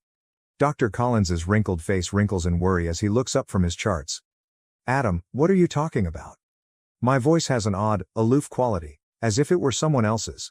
He refuses to look at me, rather, he looks coldly and calculatingly at our daughter, who weighs 7 pounds, 4 ounces of perfection. You heard me, McKenna. I want proof she's mine. Like poison gas, the accusation lingers in the air. This is the result of 12 years of marriage. To make him feel even a small portion of the agony pulsing through my chest, I want to shout and throw something. Rather, I chuckle. It's a harsh, bitter, terrible sound. Get out. In my mouth, the words taste like metal. Get out before I call security. Dr. Collins begins. Mrs. Harrison. But Adam interrupts. I have every right to be here, and every right to request this test. His fingers skim the screen as he takes out his phone. My lawyer says. Your lawyer? You've been talking to your lawyer while I was in labor, I blurt out. The only indication that he is still capable of feeling guilt is a faint flush that appears on his neck. I've been preparing for this moment for weeks. Weeks. The term keeps repeating in my mind. My husband was organizing this ambush as I was folding little onesies and choosing nursery colors. I feel as though I've been physically struck by the understanding. Bless the nurse, she puts herself in our way. Sir, perhaps we should continue this discussion outside. No. I ignore my aching body's protest and push myself to sit up straighter. Let him stay. Let him watch the test. Let him see exactly how wrong he is. Something flickers in Adam's eyes, but his expression remains unchanged. Disappointment? Solace? I'm no longer able to tell. I used to be familiar with all telltale signs and micro-expressions. At what point did my husband lose his identity? Dr. Collins adds, I'll arrange it immediately. In a deliberately bland tone. Though I must say, in my 30 years of practice, just do it, instructs Adam. I used to find his nervous habit of straightening his tie charming. The sooner we know the truth, the better. The truth, as though he still knows what that word implies. My girl, our daughter, is sleeping soundly in the bassinet, oblivious to the storm that is building all around her. Her dark hair, like mine, is already beginning to curl, and her little fingers are balled into fists. Even though my hands are shaking, I answer. Fine, in a calm voice. Do the test. But when it proves what I already know, don't expect forgiveness. It buzzes on Adam's phone. When he looks at it, his mask briefly comes off, guilt, terror. He's on his way to the door before I can comprehend it. He says, I'll be back tomorrow, without turning around. My lawyer will contact you about the arrangements. After he leaves, the door clicks shut, and I can breathe again. Dr. Collins touches my shoulder tenderly. McKenna, I'm so sorry. Don't. My fingers already discover Sam's number as I grab for my phone. I'll let my cousin know what to do. He always does. Just get me the paperwork for the test. And, Dr. Collins, make sure it's witnessed at every step. His eyes light up with comprehension as he nods. Of course. I gaze at my daughter once more, committing to memory every exquisite feature of her face. One thing is certain, regardless of the game Adam is playing or the falsehoods he is telling himself. He doesn't know what he's begun. After 3 days in the hospital, Sam feels as though his flat is a haven. As Tara bustles around the kitchen brewing tea, I curl up with Emma on his worn leather couch. My worries are calmed by the familiar smell of coffee grounds and old books, but my hands continue to shake. Saying, he's changed all the locks, I observe Sam pacing. Changed the security codes too. 12 years of marriage, and he locks me out like I'm some kind of criminal. With his journalist's notebook already stuffed with scrawled notes, Sam stops pacing. When exactly did things start changing with Adam? Think back carefully. The inquiry is a kind of gut strike. I close my eyes and attempt to remember when my marriage started to go apart. When I say, maybe 4 months ago. He started working late, missing doctor's appointments. Said it was a big merger, the Preston Tech deal. Tara's expression is disturbed as she puts down a mug of chamomile tea. That closed months ago. I gave it a quick glance. How do you know that? Because my sister works in their PR department. Tara and Sam exchange glances. The deal fell through in March. March. When Adam began bringing pricey new suits home. When the enigmatic business travels started. When he completely stopped caressing me. Sam taps his pen against the notebook and says, this is what doesn't add up. Why wait until the baby is born to demand a DNA test? Why not do it during pregnancy? Because he needed a scene, states Tara in a low voice. He needed witnesses. It dawns on me like a blast of cold water. He's assembling evidence against me. Emma stirs in my arms, and I instinctively move her blanket. Her little face reminds me of how calm and trustworthy I used to be. Sam says, there's something else. But he hesitates. I made some calls. Adam's been meeting with divorce attorneys since January. January. when I initially informed him of my pregnancy. He remarked that everything was fine as he grinned and gave me a hug. That son of a... I stopped myself and glanced down at Emma. Why go through with the pregnancy if he was planning this all along? Because of the Harrison family trust, Tara responds accordingly. Your father-in-law's will had specific conditions about heirs, didn't it? Things begin to come together. The trust only pays out if there are legitimate children. Even I can hear the hollowness in my voice. He needed proof the baby wasn't his to invalidate the claim. Sam hears a buzzing sound on his phone. His face darkens as he looks at it. Adam just posted on LinkedIn. He's accepted a new position at Grant Technologies. Grant? Something in my memory is triggered by the name. Wait, isn't that the company that tried to buy out Harrison Industries last year? Sam concludes, the same one your father-in-law refused to sell to before he died. We all jump when someone knocks on the door. Glancing through the peephole, Tara takes a rapid step back. It's Adam. I say, don't open it. And squeeze Emma tighter. Adam's words, McKenna, echo through the door. I know you're in there. The DNA test is scheduled for tomorrow morning. My lawyer insists you be present. I take Sam's arm as he approaches the door. Wait, let him talk. Adam goes on. You're making this harder than it needs to be. His voice becoming almost soft. Just come home, we can work this out. I slowly get to my feet so as not to wake Emma. Work what out, Adam? The lies? The secret meetings? Or how about the trust fund you're trying to steal? Quiet. Next. I don't know what you think you know. I know enough. I no longer tremble when I speak. I know about Grant Technologies. I know about the divorce lawyers, and soon, I'll know everything else too. One more pause. The veneer of tenderness vanishes when he talks again. You have no idea what you're dealing with. Neither do you. My heart hardens as I gaze down at our kid, my girl. Game on, Adam. He backtracks along the corridor. After locking the door, Sam looks at me. What's the plan? I take my phone out and go through my old contacts until I locate the one I need. First, we find out everything we can about Grant Technologies, and then I hit the dial. We call in some favors. Before a recognizable voice responds, the phone rings again. Dr. Collins, I need your help with something. With a somber expression, Dr. Collins slips the phone across his desk. These messages were automatically backed up to the cloud account you shared. I thought you should see them. When I take up the smartphone, my hands shake. 3:47 a.m. is the timestamp displayed. I went into labor 2 days prior. The message says, everything's arranged. Once the test results come back, she won't have any claim to the trust. Make sure you stick to the plan. Adam has responded. She suspects nothing. Just keep your father focused on the merger. Evelyn Grant, says Dr. Collins in a low voice. Daughter of Marcus Grant. I find the name to be bitter. Last year, he attempted to compel my father-in-law to sell his business. With his journalistic instincts taking over, Sam leans forward. The same Marcus Grant who mysteriously acquired 3 board seats after your father-in-law's death. I continue to scan through texts, each one getting worse. Plans, meetings, and personal information that makes me queasy.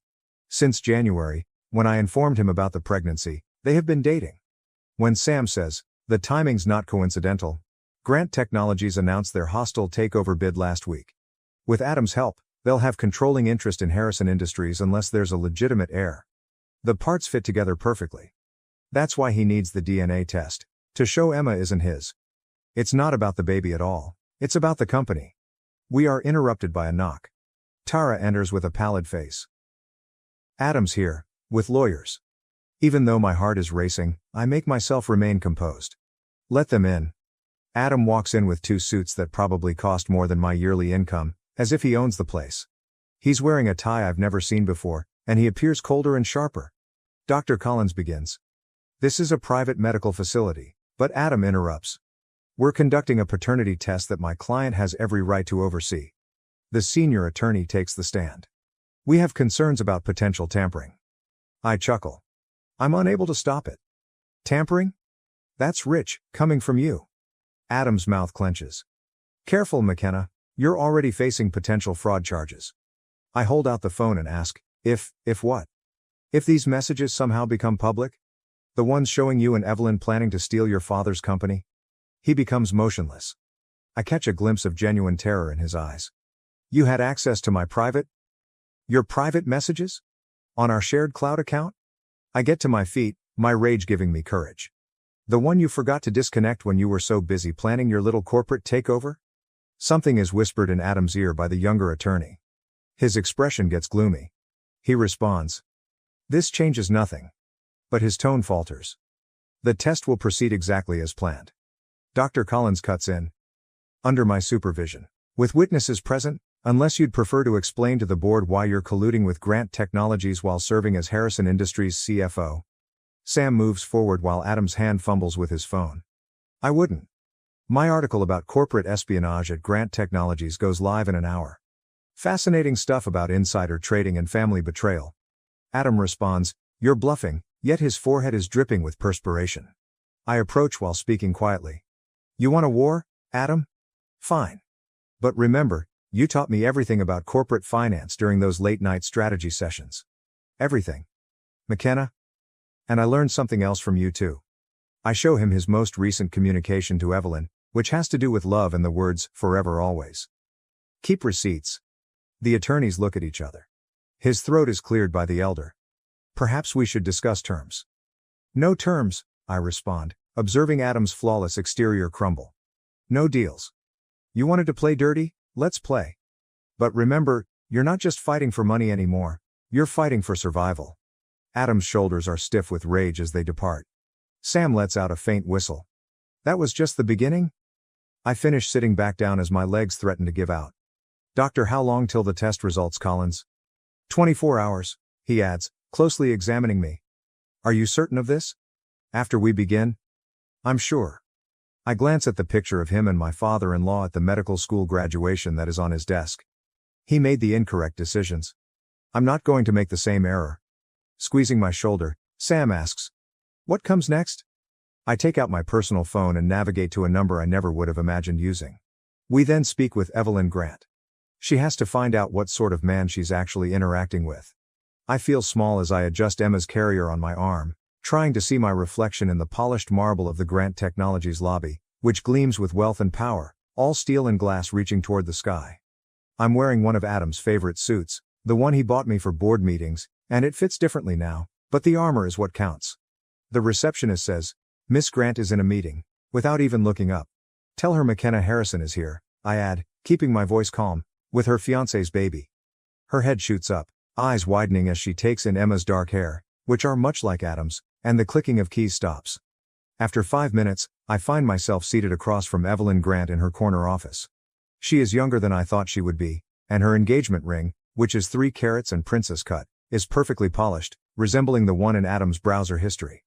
But her hands betray her, squeezing a pen until her knuckles turn white. I don't understand, she says. Adam never mentioned a wife. A baby. Emma fusses, but I handle it with practiced ease. Funny how those details slip his mind when he's planning corporate takeovers. Color fades from her face. You can't prove, she says. With screenshots visible, I move my phone across her desk.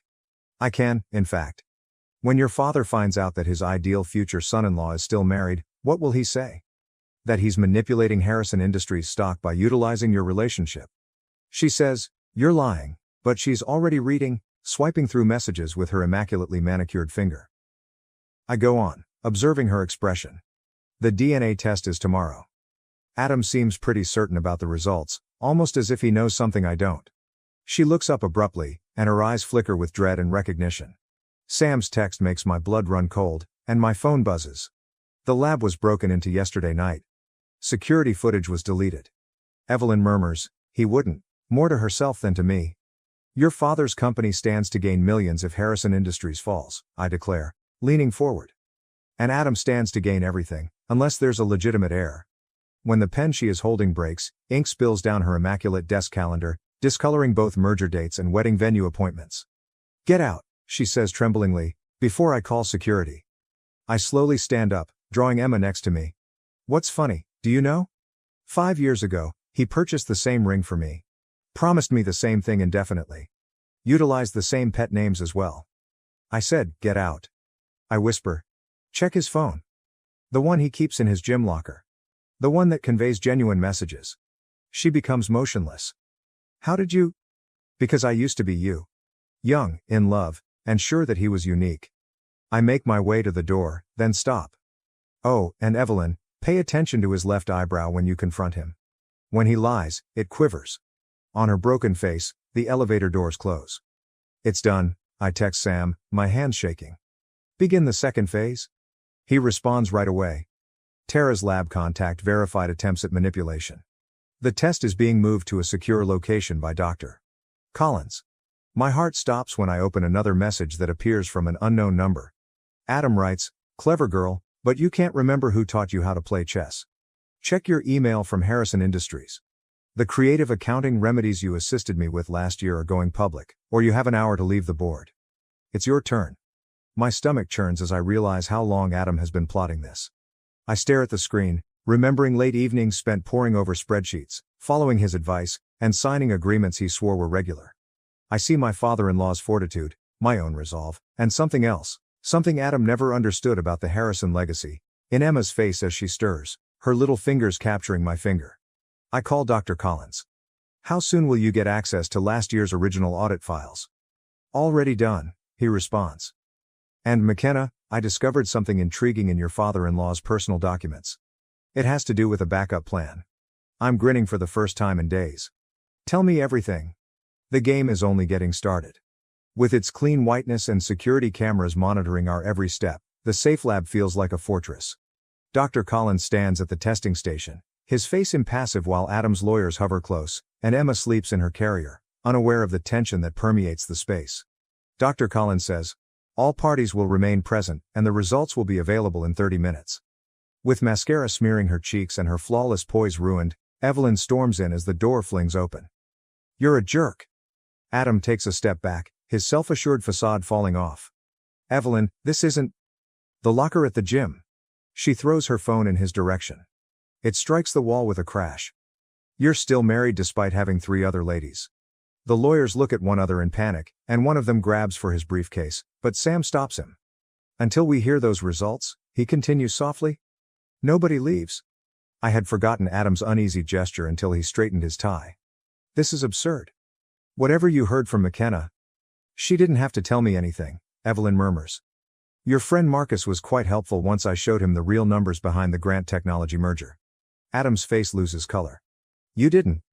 "Daddy's on his way," she replies, her smile harsh and cruel. "With the SEC. A message from Tara says, security footage recovered, lab break-in suspect identified." My phone vibrates. I slide the phone to Dr. Collins, who stares at Adam's younger lawyer and begins to perspire after examining the picture. Dr. Collins remarks, "Interesting?" "Very interesting indeed." I can see Adam's eyes flit between us, calculating that expression he gets when he's about to give up a piece to keep his game alive. "The accounting discrepancies," he continues abruptly. "All of which McKenna approved. She bears equal responsibility. With the exception of the backup plan," I interrupt, observing his expression. "The one my father-in-law left with Dr. Collins prior to his passing." Adam becomes motionless. "What?" "Adam, he was aware. Concerning the embezzlement. Concerning Grant Technologies. Including your attempts to access Emma's trust fund before she was even born," I reply steadily. "He documented everything." The senior attorney clears his throat, saying, "Mr. Harrison, maybe we ought to stop talking." Adam utterly loses his cool and turns to face me, his fists clenched. "You're playing a bluff. Richard never did." "Your father trusted me," whispers Dr. Collins quietly. "Not just as his doctor, but as executor of his estate, including the real will." The device emits a beep. "Test results ready?" Sam stops Adam before he can get the printout. "It's over," Sam declares. "The SEC has everything, the fake DNA test orders, the embezzlement records, even your deals with Marcus." Adam backs away from the door when he hears heavy, deliberate footsteps echoing in the hallway. "McKenna," he attempts, his tone lessening to that well-known deceptive one. "We can still make this right. For Emma's benefit. Don't you dare use our daughter as a bargaining chip," I shout, my words blazing like venom. The door opens, and Marcus Grant comes in first, followed by 2 SEC agents, while Tara records everything with her phone. One agent says, "Adam Harrison, you are being investigated for securities fraud." The events that follow are shown in slow motion. Sam yells something about betrayal, Adam rushes toward the emergency exit, the younger lawyer blocks him, and Emma sleeps soundly through it all, oblivious to the fact that her world is turning on its axis. Dr. Collins holds out the test findings while touching my arm. Are you curious? I look at the paper and go back to all the times I questioned whether Adam was telling the truth or if I had failed as a mother or a wife. As I watch the SEC agents handcuff my spouse, I finally respond, no, because the outcomes are no longer important. She is my daughter. I only need to know that. Marcus Grant walks toward his tomb. Mrs. Harrison, your testimony is required tomorrow. I interrupted, drawing Emma next to me. I'm taking my daughter home right now, and as we go, I hear Adam yelling my name, desperate now, realizing what he's lost, and I don't turn back. Some games aren't worth winning, and some victories come from walking away rather than seeking revenge. I have all I need in my arms tonight, but tomorrow will come attorneys, testimony, and struggles for control of Harrison Industries. Perhaps it's because half of the board resigned when the SEC probe went public, or perhaps it's because Dr. Collins is constantly looking at his watch or Sam avoids eye contact, but the Harrison Industries boardroom is colder than I remember. Spreading papers across the gleaming table, Marcus Grant declares, the evidence is conclusive. The DNA test results were altered before they reached the lab.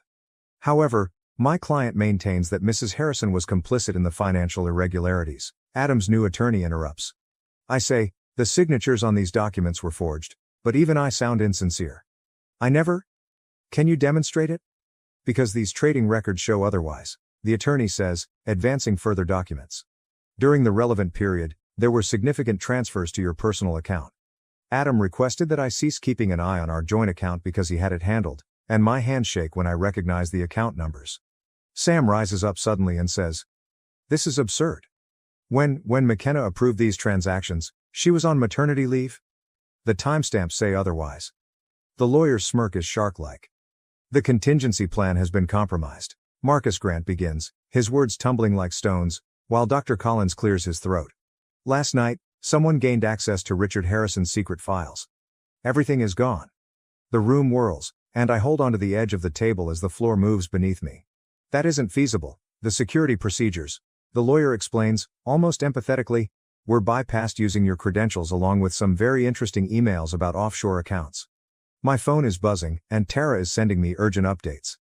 Speculation about the DNA test issue is growing on social media. News sites are reporting on fraud at all levels of Harrison Industries, and the business stock is plunging.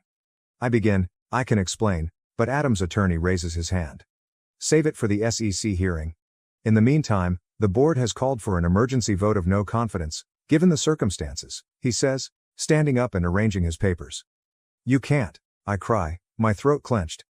My father-in-law dedicated his life to this business. He had faith in me. I recoil when I hear Adam's voice.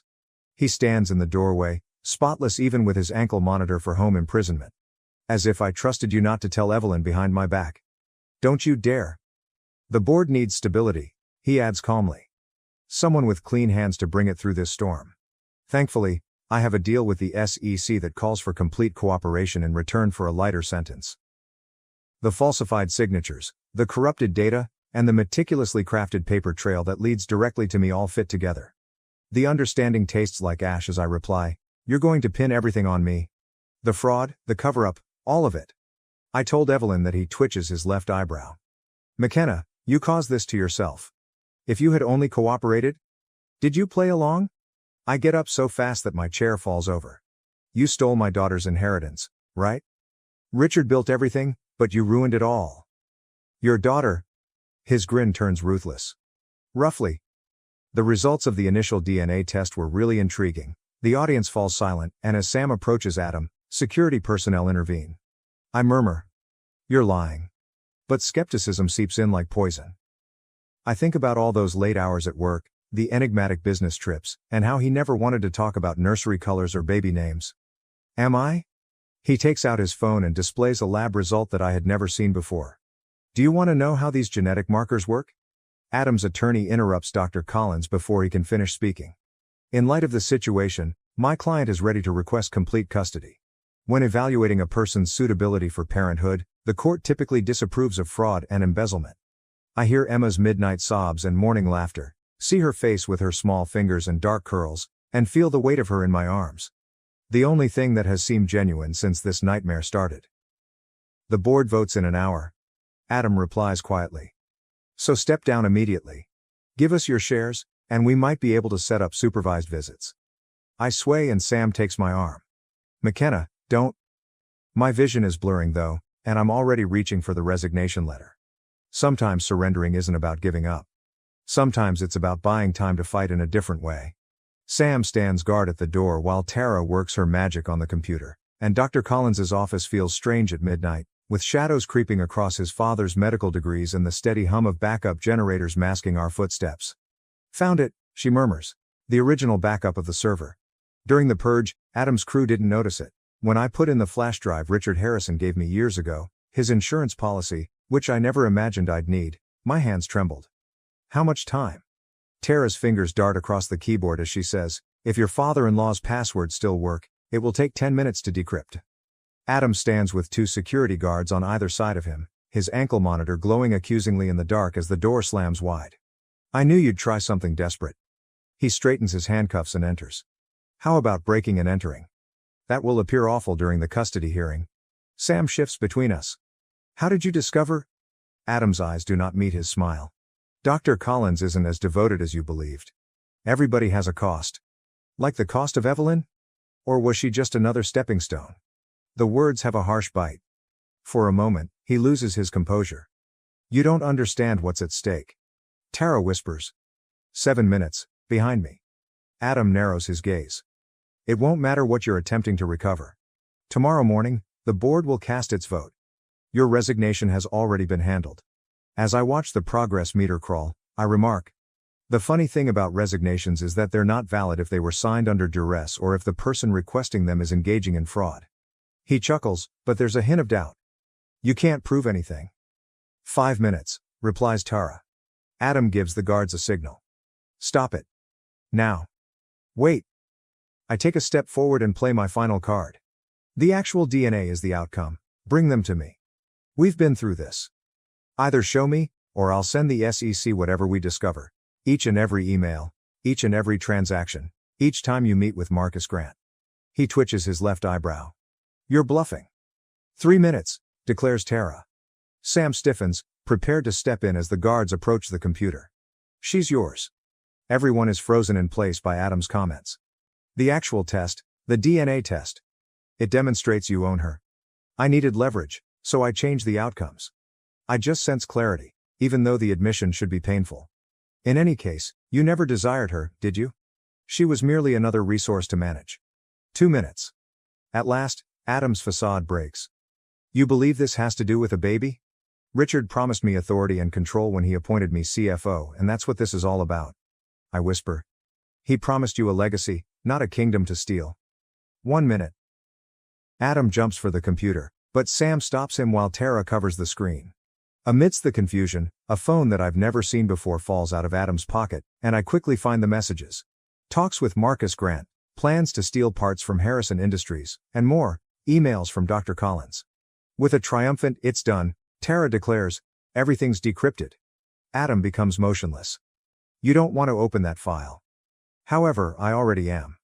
The room is filled with the voice of Richard Harrison, who made a video confession only days before he died, naming people, outlining plans, and revealing one more surprise. Finally understanding, I tell Adam, Richard changed his will before he died. The company was never yours to steal. Emma was left in charge of his interest. Impossible, Adam, trembling, adds. She wasn't even born. I show him the will's date. Adam, he was aware. Almost everything, including the fraud, the affairs, and the agreements with Grant Technologies. You've been playing the exact game he anticipated the entire time. Adam's face twists in rage as he hears police sirens blaring in the background. You believe you've triumphed? The board, the proof, and your written confession are still with me. Sam whispers. Check your phone, the real one you just dropped.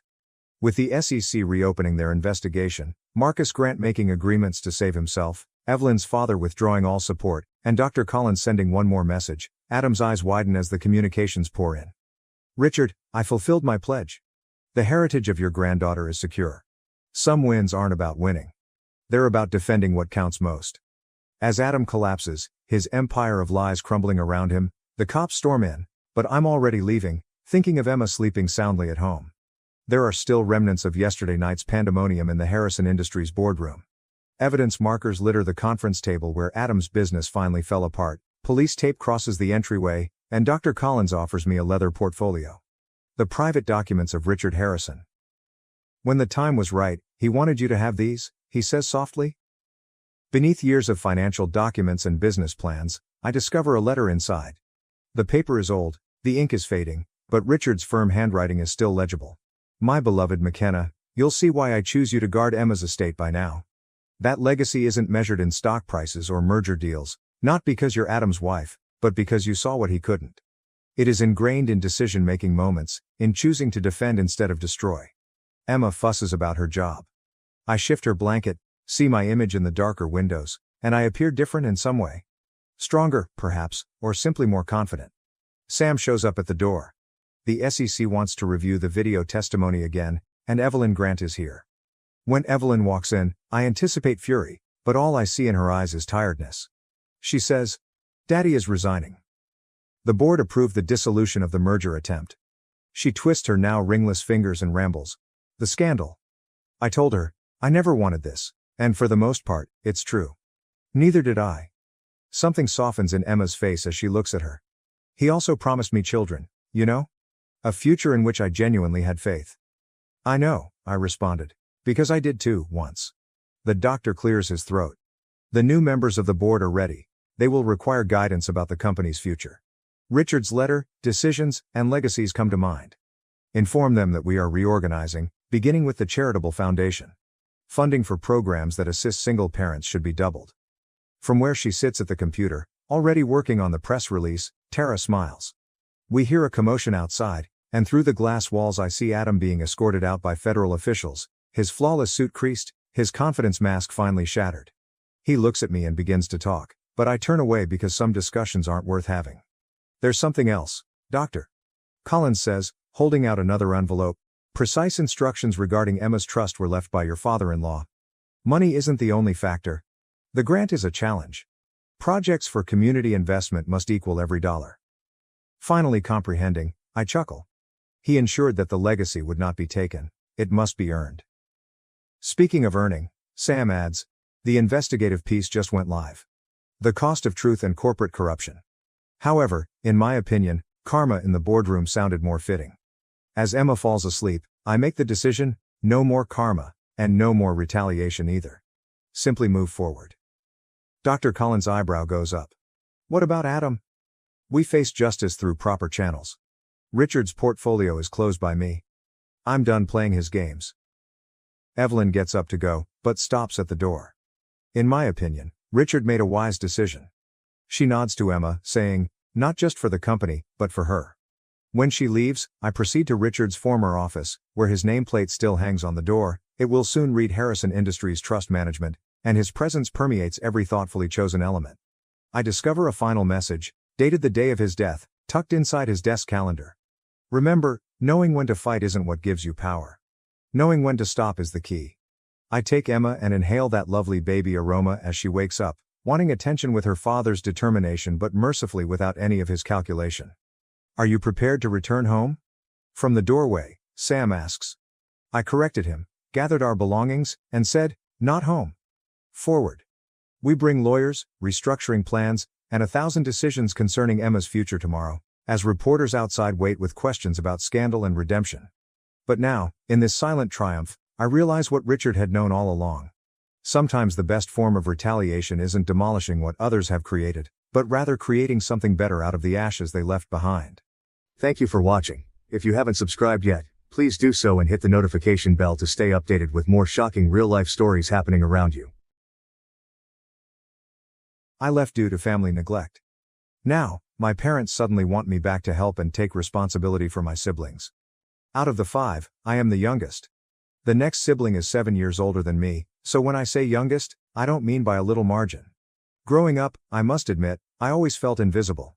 My parents seemed to believe that since I wasn't ill or struggling with mental health concerns like the rest of my siblings, I didn't require their attention. I don't mean to sound dramatic, but this is the reality. The others were in and out of therapy or hospitals all the time. I, the so-called glass child, was merely there in the meantime. Even if you can see me, you don't pay much attention to me. I was okay with that, for the most part. I read a great deal, played video games, and kept to myself a lot. Since there wasn't really anyone else nearby to amuse me, I learned to do it myself. I didn't have to look after my siblings, at least. Some individuals talk of giving up their childhoods to care for their siblings, but I wasn't in that position. I give credit where credit is due because my parents took care of everything. However, I just went between the cracks because, unlike my brothers, I wasn't creating trouble or experiencing crises all the time. I didn't get any help because I didn't need it. I don't believe my parents intentionally did this. The healthy child becomes an afterthought when you have 4 kids who are always battling health problems.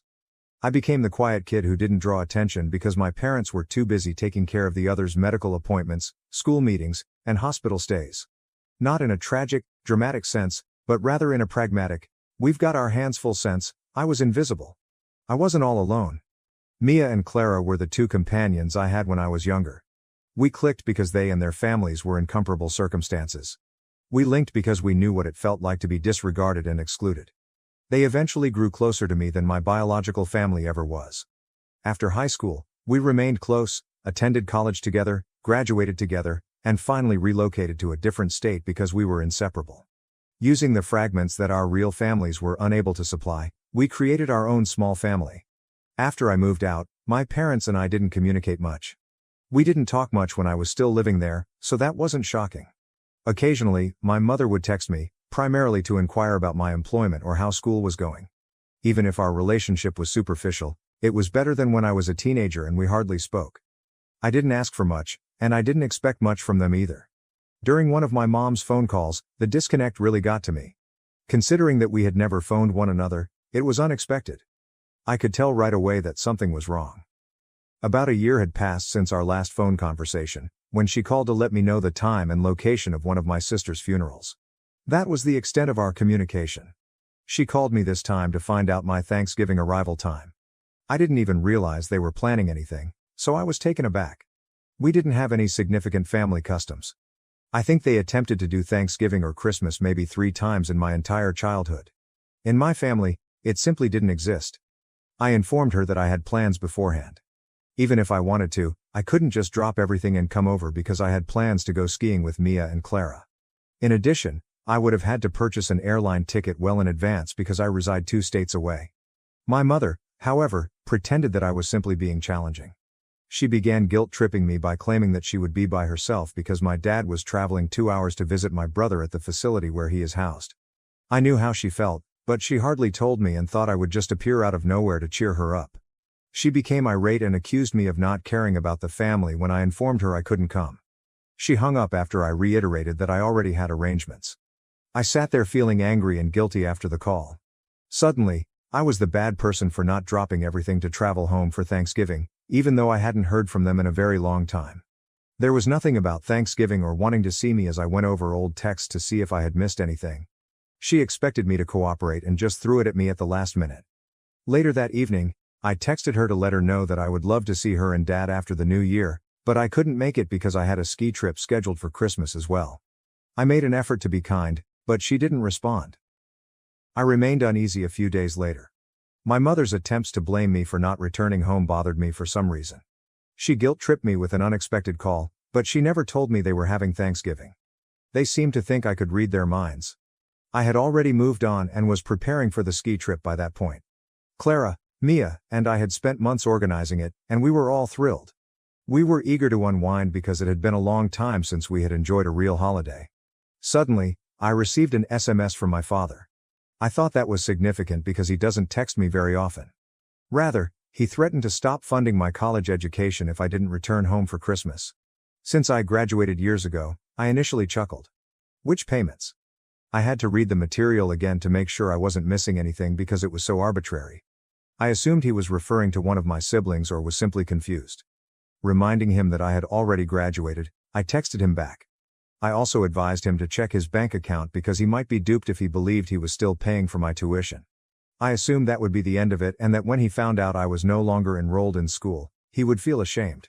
However, a few hours later, he texted me again, accusing me of being ungrateful and self-centered. He blasted me for not appreciating all of the sacrifices they had made for me and my brothers. To begin with, I never made any requests of them. Second, my grandma was the one who paid for my college, thus I was unaware that they were obligated to do so. She handled everything herself because she had made it clear to me that she didn't want my parents interfering with my schooling. I didn't even know what my dad was discussing. By now, I was a little angry. I understand if they're under stress with my siblings, but accusing me of something they didn't even do? That's a completely different level. I'm sorry you feel that way, but Grandma paid for my college. I'm happy to catch up after the holidays, but I already have plans, I replied by text, trying to be as courteous as possible. That should have put an end to it, but it didn't. My dad went all drama mode and texted me about how I've left the family, how I'm abandoning them, and that he's done supporting me if I don't try. By now, all I could do was stare at my phone and wonder, what's going on? Abandon the family? They hardly noticed that I had been living alone for years. Now, all of a sudden, I'm the villain because I won't abandon everything and return in time for Christmas. I couldn't stop thinking about it, even though I wanted to dismiss it. My anger increased as I gave it more thought. It was somehow my duty to make things better the moment they needed something, even if they hadn't spoken to me in months and hadn't bothered to check in or ask how I was doing. I was meant to be their fallback option, or something. To vent, I called Clara and Mia. It sounded like my parents were just using me as a guilt trip, and that was what they both said. Mia claimed that rather than wanting to see me, they most likely wanted me back for Christmas so they wouldn't feel guilty about it. As usual, Clara didn't mince words and replied bluntly, "Screw them. You don't owe them anything." My phone buzzed as I was lying there, so I chose to sleep on it and wait for it to cool down before answering again. Once more, it was my father. I felt numb as I read the brief and icy email this time. If you don't come home, don't bother coming back at all. How did we arrive here?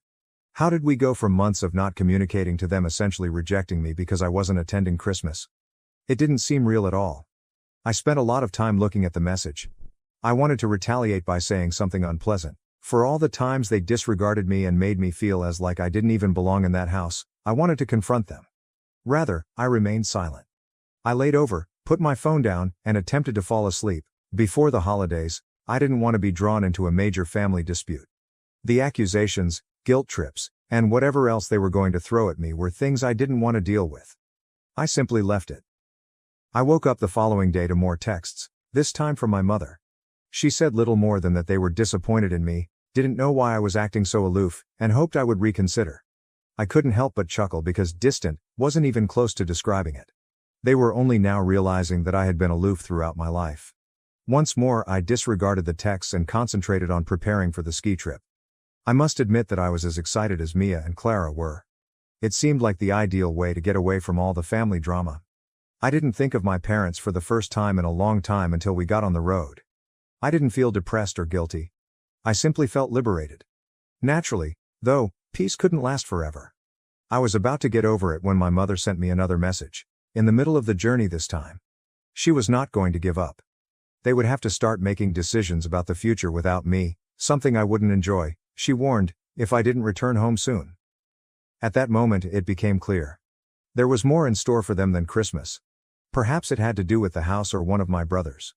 I had no idea why they were pushing so hard, but all of a sudden it became clear. They wanted me back for a more significant reason than simply having me around for the holidays. That insight was like a kick to the gut.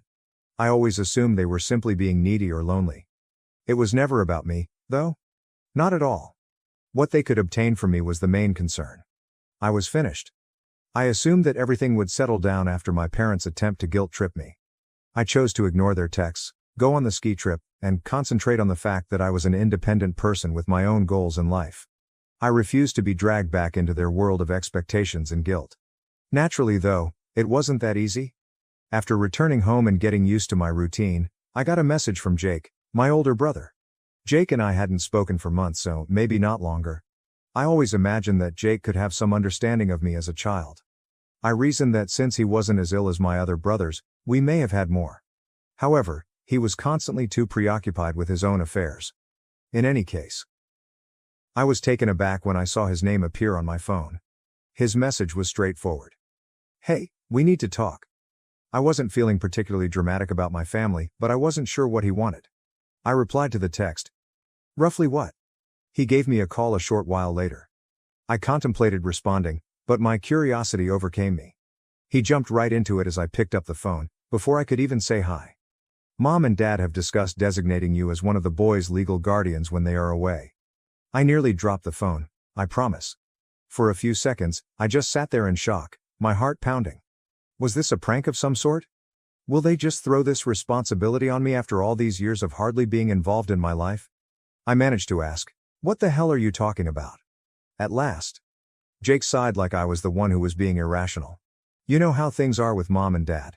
They've got a lot on their plate with the other boys, and they're not going to be around forever. They need to know someone's going to step up and take care of things when they're gone. I could feel the heat rising in my body. Jake didn't seem to get why I was outraged. And they think that someone is me? After everything? After all the ignoring and guilt tripping, they just assume I'm going to drop everything and take over their mess? Look, I know it's a lot, but you're the only one who's really stable. The rest of us, we've got our own issues. It nearly made me chuckle. Yeah, well, maybe you guys should have thought about that before now. I didn't even know this was a thing. They never told me they were going to talk to you about it, he stated, but I figured you should know before they tried to spring it on you. I was enraged. It was no longer simply about Thanksgiving or Christmas. This was larger. They hadn't even considered talking to me until now, when it was convenient for them, and they were planning something long-term. They wanted me to take over as the responsible party after we hadn't communicated for years? Simply put, no. Trying to make sense of it, I said, so what? They've been discussing this behind my back? Like they just decided I'd take on the responsibility without even asking me? Yeah, pretty much, said Jake. They've been planning for a while. Sitting quietly, I stared at the wall while I tried to take it all in. Although I knew it wasn't really Jake's fault, I still felt like screaming at him. He was only the messenger. However, that didn't alter the reality that my parents were going to give me the heaviest possible slap. They wanted me to spend the rest of my life cleaning up after them, not just doing them a favor.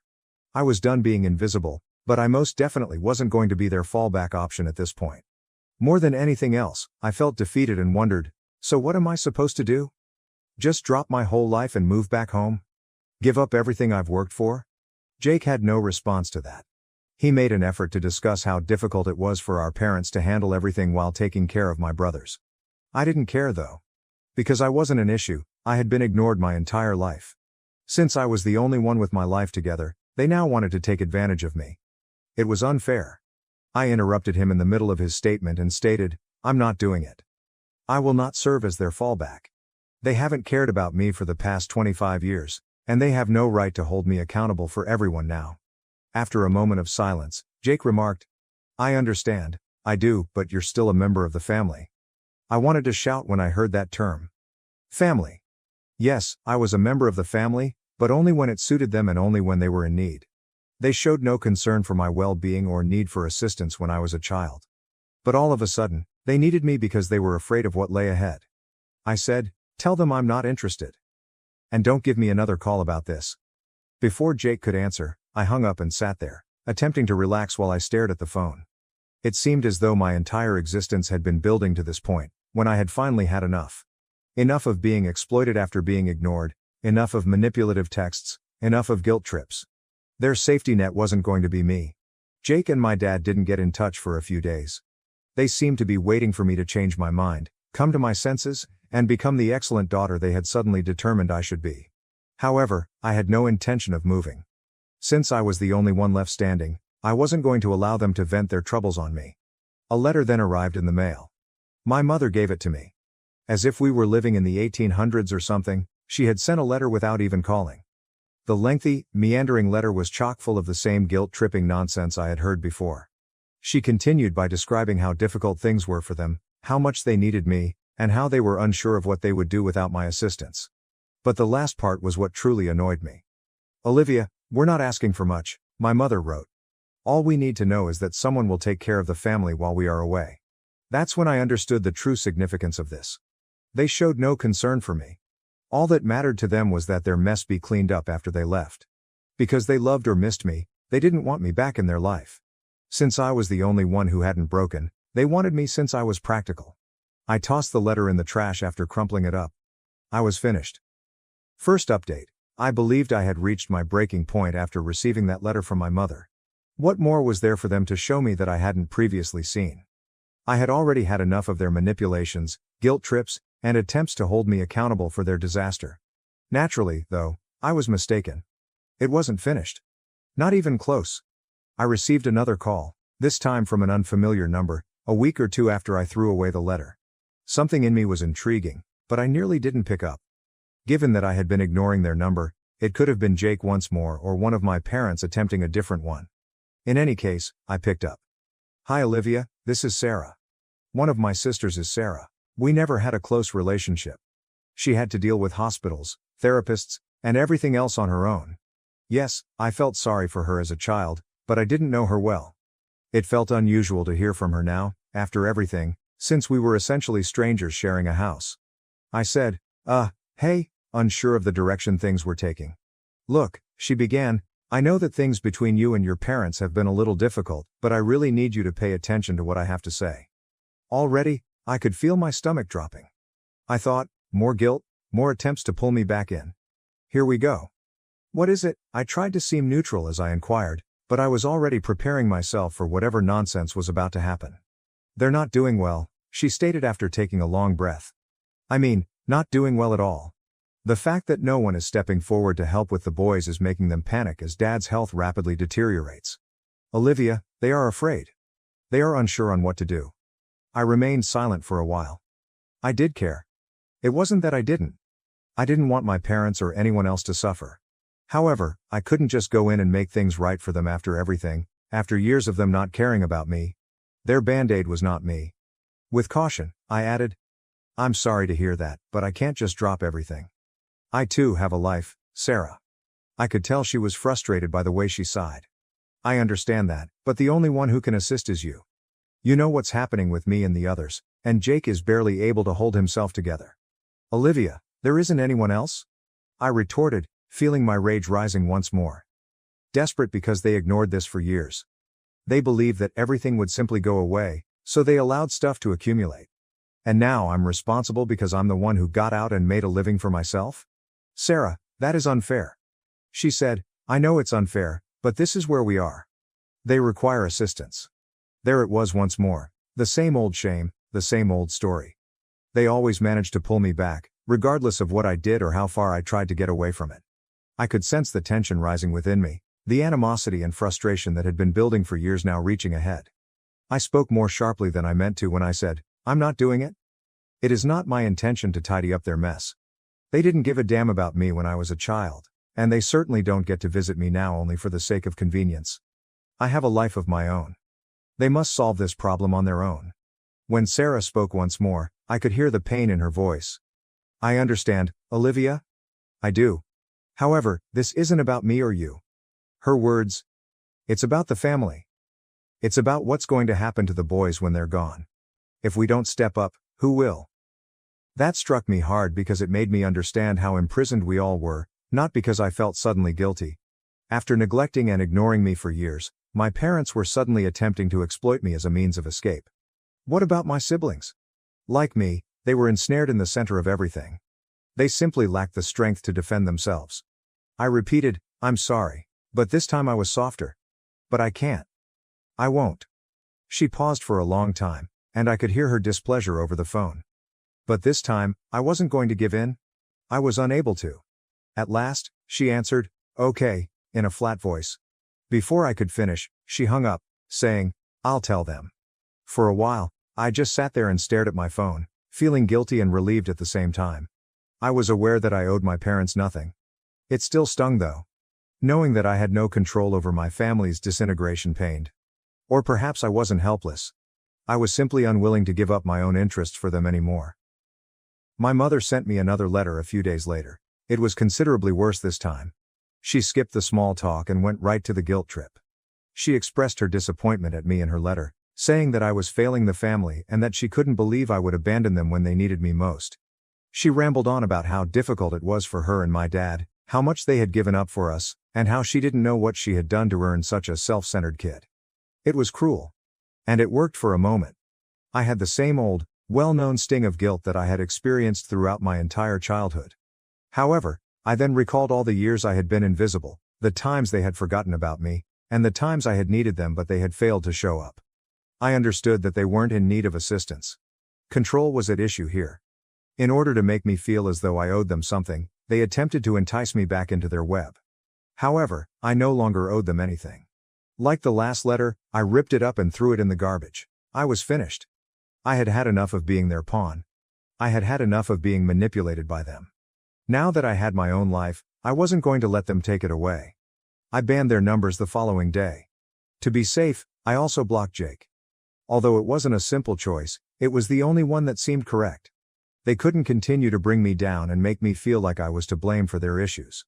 They had to live with the decisions they had made. I felt free for the first time in a long time. Second update. It was a relief to block their numbers, as if a burdensome burden had been removed. I was in charge of the issue for the first time. I wasn't sitting there anticipating a surprise call from Jake or another guilt-tripping message from my mom. It was calm and quiet. Naturally, though, that didn't last. A knock on my door occurred a few weeks later. I assumed it might be a delivery, but I wasn't expecting anyone. My mother, standing on my porch as if she had every right to be there, was there when I opened the door. How she found me is a mystery to me. Although I hadn't been hiding, I didn't anticipate her showing up at my house. She appeared older, I suppose, or perhaps it was simply the tension.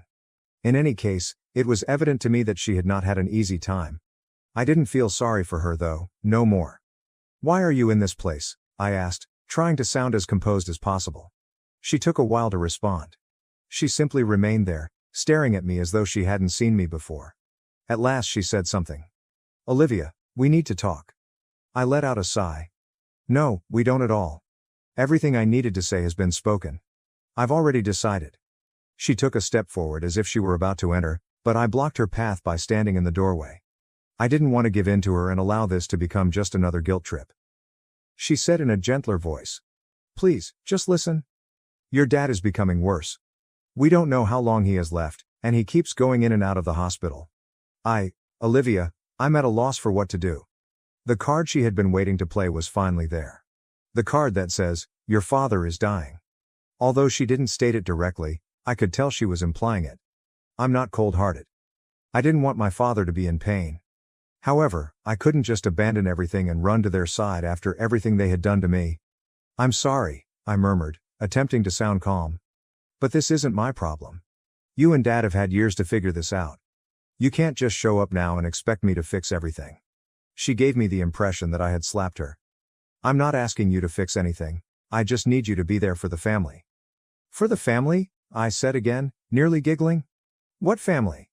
The one that ignored me for 25 years? The one that only talks to me when they need something? That's not a family, Mom.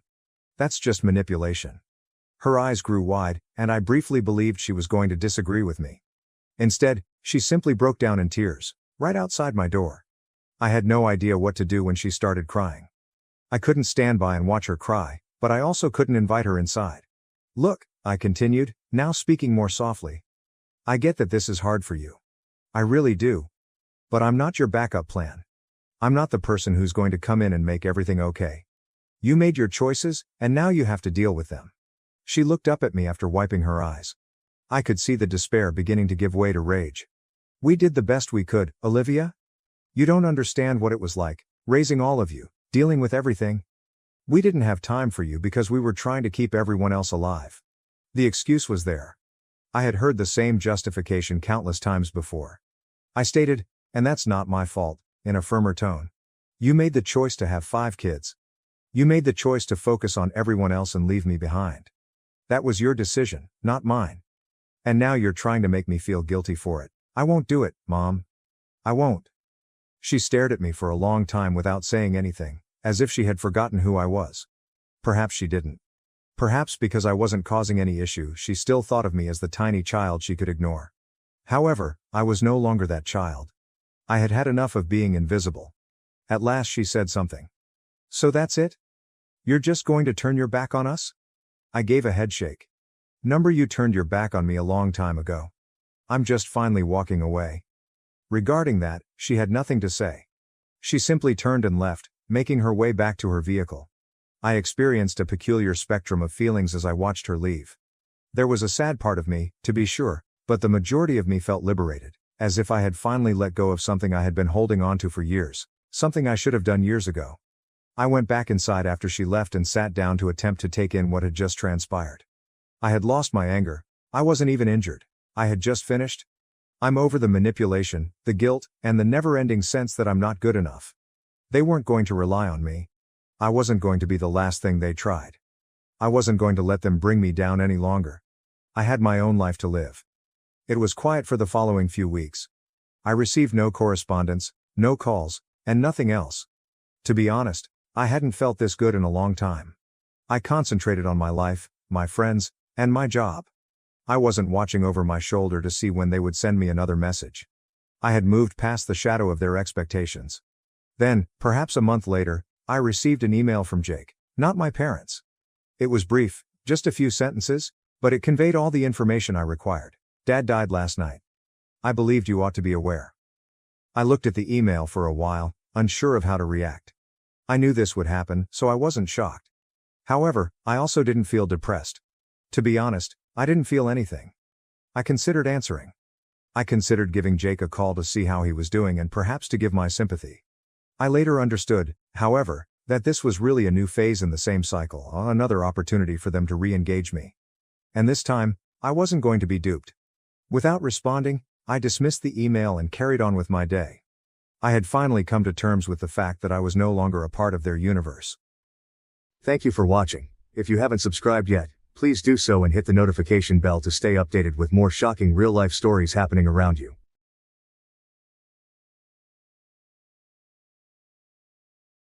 I was bullied by my sister, ignored by my parents, and left home at 18. Years later, they contacted me for financial help for my sister. For years, my parents disregarded my elder sister's harsh bullying, so I moved out at the age of 18. 6 years later, they wanted us to reconcile, so they contacted me with the awful news. But it backfires on them because my older sister, Rose, was a huge bully all my life, and living with her was sometimes terrible and tough.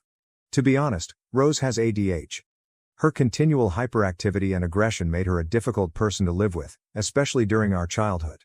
Rose was 5 years old when I was born, and her reaction to my presence was anything but welcome. She was always uncomfortable with the attention I received from our parents. It's not uncommon for older siblings to feel jealous or displaced by a new baby, but Rose's emotions were very strong. She would throw full-blown tantrums whenever my parents spent time with me, as if my very presence offended her. All I remember from my youth is my sister snatching all of my toys. She would snatch them away without hesitation. Birthdays, which should have been pleasant occasions for me, turned into mayhem. Rose would shout, cry, and stage a theatrical scene, completely overshadowing my jubilation. Instead of feeling special on my special day, I was frequently humiliated by my sister's actions. As I grew older, Rose's actions got more targeted. She began to physically lash out at me. She would sometimes shove me out of the way, even when there was no need for it. Other times, she would bite me, which felt intentionally painful and malicious. It was evident that her dislike for me was more than just a phase. She seemed to resent me for taking the spotlight and ruining the interaction she had with our parents before my arrival. Rose has never had any pals. My parents would plan playdates in an attempt to make her feel included, but those should have been fun times evolved into stressful, uncomfortable experiences. I had to continually mediate or apologize for her actions. Over the years, I couldn't help but harbor tremendous anger for my sister. I couldn't understand why she didn't behave like other people or why she couldn't manage her emotions. She also didn't seem to like me much and would frequently pick conflicts with me. Living with her was confusing and upsetting. I wished for a sister who would protect me, not one who continuously tortured me or made me feel unwanted. What made things worse was my parents' lack of concern for me. They adored Rose, and it seemed like they were completely unaware of how her bullying was impacting me. Every time I tried to express my emotions or explain how much her behavior upset me, they dismissed it. They'd explain to me that Rose was a special kid, who required my understanding and patience at all times. Even though I was younger than her, I was expected to satisfy her demands and moods, even if it meant sacrificing my own happiness. I remember when I turned 13. I spent days urging my parents to make it a memorable trip for just the three of us. After much appealing and arguing, they finally reached an agreement. The plan was set. Rose would spend 3 days with our grandparents, and I would finally get my moment. But when Rose found out, she had a major rage, crying uncontrollably for hours, cursing, throwing things, and even getting in my face, screaming threats that she would kill me for attempting to take our parents away from her. To be honest, seeing her rage focused at me was horrifying and overpowering. Instead of sticking up for me, my parents started begging with me to let Rose join us. They tried to argue with me, explaining that it was the only way to calm her down. I resisted at first, knowing deep down that if she came, my fantasy trip would be shattered. But, with Rose raving furiously and my parents desperate, I felt forced to give in. Once again, her actions determined the outcome, and I was forced to accommodate her. As I had anticipated, bringing Rose turned the vacation into another fiasco. From the moment we arrived at Disneyland, she refused to enjoy anything like other children.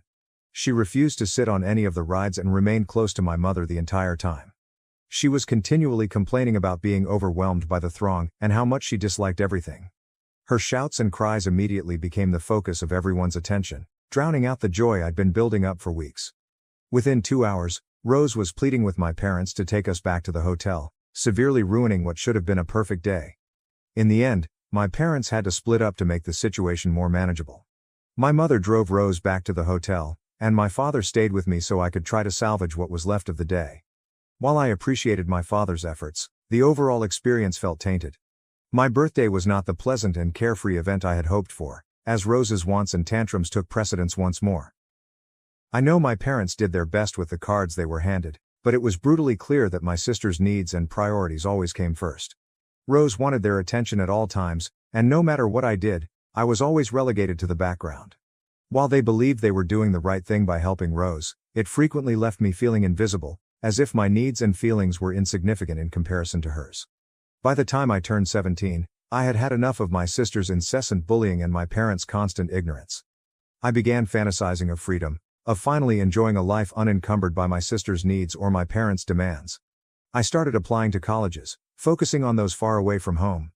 When my parents learned about my plans, they were furious. They did not understand, or perhaps refused to see, why I felt compelled to leave. They persuaded and virtually begged me to remain in our hometown. They argued that Rose needed me, that I was her sibling, and that it was my job to be there for her. I argued back, emphasizing that I didn't care about Rose and would continue to apply to remote institutions regardless of how they felt. My parents revealed the actual reason they wanted me to stay: their retirement plan. They intended to travel and enjoy their life while expecting me to bear full responsibility for Rose. They informed me about how they had been sacrificing their lives for years, waiting for my time to stand forward. First and foremost, I had never been consulted about my parents' long-term plans, and I had never given them any reason to assume I would be willing to accept care for my sister. Second, I had no intention of becoming her caretaker. I wasn't her dad, and it seemed unjust and absurd to expect it from me. I explained it to them as fully as I could. I also proposed alternate possibilities, such as hiring a full-time caregiver or teaching Rose to be more self-sufficient, at least for a few days at a period, so they could continue to enjoy their retirement. My mother stated that Rose would never be comfortable with a caretaker and insisted on 24-hour surveillance, which could only be provided by a family member, meaning me. My father agreed, even accusing me of being selfish for refusing to participate in their absurd idea. Their remarks stung deeply. As if that wasn't enough, my father then confessed that the entire reason they had me, their second child, was so that I might grow up and take care of Rose in the future. I froze. My thoughts whirled as the weight of that discovery fell on me. I stared at them silently, my eyes wide with disbelief. My mother instantly intervened, chastising my father for disclosing that secret and instructing him to apologize. She then tried to backtrack, stating he didn't mean it and that, of course, they loved me as well. But her comments rang hollow. The damage was done. I couldn't unhear what he said, and it was then that I realized why I'd always felt invisible in comparison to my sister. The fact that my existence had been portrayed as a solution to Rose's care, rather than as my own person with my own goals, was upsetting. My mother insisted that Rose needed care, and that as a member of the family, I had a responsibility to her. She even argued that attending college far away would not benefit my life in any way, and that staying in our community was a better alternative. Living at home, she reasoned, would save me money on rent and other bills. I understood Rose's predicament, but did that mean I didn't deserve a life of my own? Did I have to give up my future just because she existed? The thought was suffocating. I didn't say anything to my parents at the time, knowing it wouldn't change their opinions, but within, I was more determined than ever to escape. I ignored their appeals and plunged myself into my college applications, determined to avoid them. It wasn't easy, but I worked tirelessly, and my efforts eventually paid off. I eventually got into a decent enough college to make the effort worthwhile. Obviously, when I told my parents, they were outraged. They refused to let me go and did everything they could to guilt-trip me into staying. Although I was 18, I knew I still needed support to get away from my parents, so I turned to my grandparents. I contacted, appealing for their assistance. My grandma, who has always been a solid and caring presence in my life, came over right away. She helped me pack my bags and documents and offered me a place to stay with her and my grandfather till I left for college. But my parents did not stop there. They threatened to cut me off financially, refusing to cover any of my educational fees. They informed me that if I left, I would be on my own forever, and they would cut all relations with me. Even so, I refused to give in. I took out a student loan to help support my schooling. On top of that, my grandfather offered to cover some of my bills using his retirement savings. Accepting his help crushed my heart because I knew how hard he and my grandma had worked for that money. They were doing what my parents should have done, providing love, encouragement, and financial assistance. The subsequent 4 years of my life were a whirlwind of hard work and perseverance. College was tough not only academically, but also emotionally. While most of my peers had supportive parents and enough money to go out, I did not have the same luxury. Almost every day I studied as hard as I could to support myself financially. I even took on a part-time job as a server, juggling long days and late nights around my studies. Those years were difficult, but I persevered because I knew there was no other option. Meanwhile, my parents never contacted me, not once, to ask how I was doing or if I needed anything. They maintained a deafening hush. Sometimes I questioned my worth, wondering if I truly deserved to be abandoned by those who were meant to love me unconditionally. But, even then, I refused to give up, telling myself that if I kept going, I'd finally make a life for myself. After graduation, I was really fortunate to get an excellent job. It was the opportunity I had been working so hard for, and it seemed like the first true payoff for all of my years of sacrifices. With this work, I was finally able to start repaying my college loans. More importantly, I began repaying the money my grandfather had given me to help when my parents refused. He never wanted me to repay him. It was a gift of love, not a loan. But it meant a lot to me to lessen his burden and demonstrate that his trust in me was not misplaced. I maintain a close, loving relationship with my grandparents. Whenever possible, I arrange for them to pay me a visit and express my gratitude for everything they've done for me. This year, I started hearing alarming things about my sister from my grandparents. Rose's behavior appears to have worsened with time, and now that I am no longer her target, she has turned her bullying on others. She just began bullying the neighborhood youngsters. Apparently, she had been throwing water at the kids whenever they played outside and intimidating them by saying that they weren't allowed to play in her area. Unsurprisingly, the kids' parents were concerned and complained to my parents several times, urging with them to address Rose's actions and keep her away from their children. However, as usual, my parents did not take appropriate action. They expected Rose would eventually become bored and leave the youngsters alone. However, Rose maintained her shenanigans, and the situation erupted when one of the parents, fed up with her relentless bullying, contacted the cops. When the cops arrived, they noticed Rose throwing water at one of the children and screamed at her to flee for her life. Rose was immediately detained for allegedly harassing minors. My parents objected, but the police chastised them as well for failing to keep Rose under control. While this news has stunned some members of the family, it does not surprise me at all. I'd witnessed her unrestrained conduct for years, knowing full well that my parents were more interested in creating excuses for her than holding her accountable. Nonetheless, the fact that my sister was now in legal jeopardy was a stark reminder of how disturbing her behavior had become. My parents ended up bailing her out, but Rose is now facing a court date. This week, I received a call from my parents that caught me off guard. After 6 years of silence, seeing their phone number on my phone seemed weird. My father told me that he and my mother were at their wits' end dealing with my sister. He claimed they wanted to reconcile with me, that they had missed me for years but had been too furious and stubborn about my decision to leave for college to contact me. It seemed as if he was attempting to rewrite the story, wiping away years of pain and abandonment with a half-hearted apology. I could tell he and Mom had called me for something, so I told them to spit it out. That's when Dad indicated that, with my sister's approaching court appearance, they were finally seeing the truth. That perhaps I had been correct all along about my sister. My father admitted, hesitantly, that my sister was a bully. He claimed that she had gotten worse over the years since I had left and was getting into more serious trouble. Dad informed me how he and Mom had talked and that he now felt sorry for what I had been through. He admitted that they should have listened to me more. He also informed me that they were finally willing to send Rose to therapy so she could receive the assistance she clearly required. Hearing those comments from Dad felt bizarre, especially since I had spent so much of my life urging him and Mom to take action against my sister, only to be dismissed or taught to accept Rose's actions. Dad went on, saying they wanted to meet with me and apologize in person if I was willing to listen. That's when I informed my dad, as quietly as I could, that while I was relieved that they were finally providing my sister with the assistance she required, the truth was that I no longer cared. They had been ignoring me for far too long. Over time, I accepted their absence and constructed a life without them. I wasn't willing to reconcile with them just now. My father then tried to get me to reconsider. Am I an asshole, AITA, if I don't reconcile with my family, especially given how they've treated me for years? Update 1. I want to clarify a few points because I can't respond to everyone in the comments.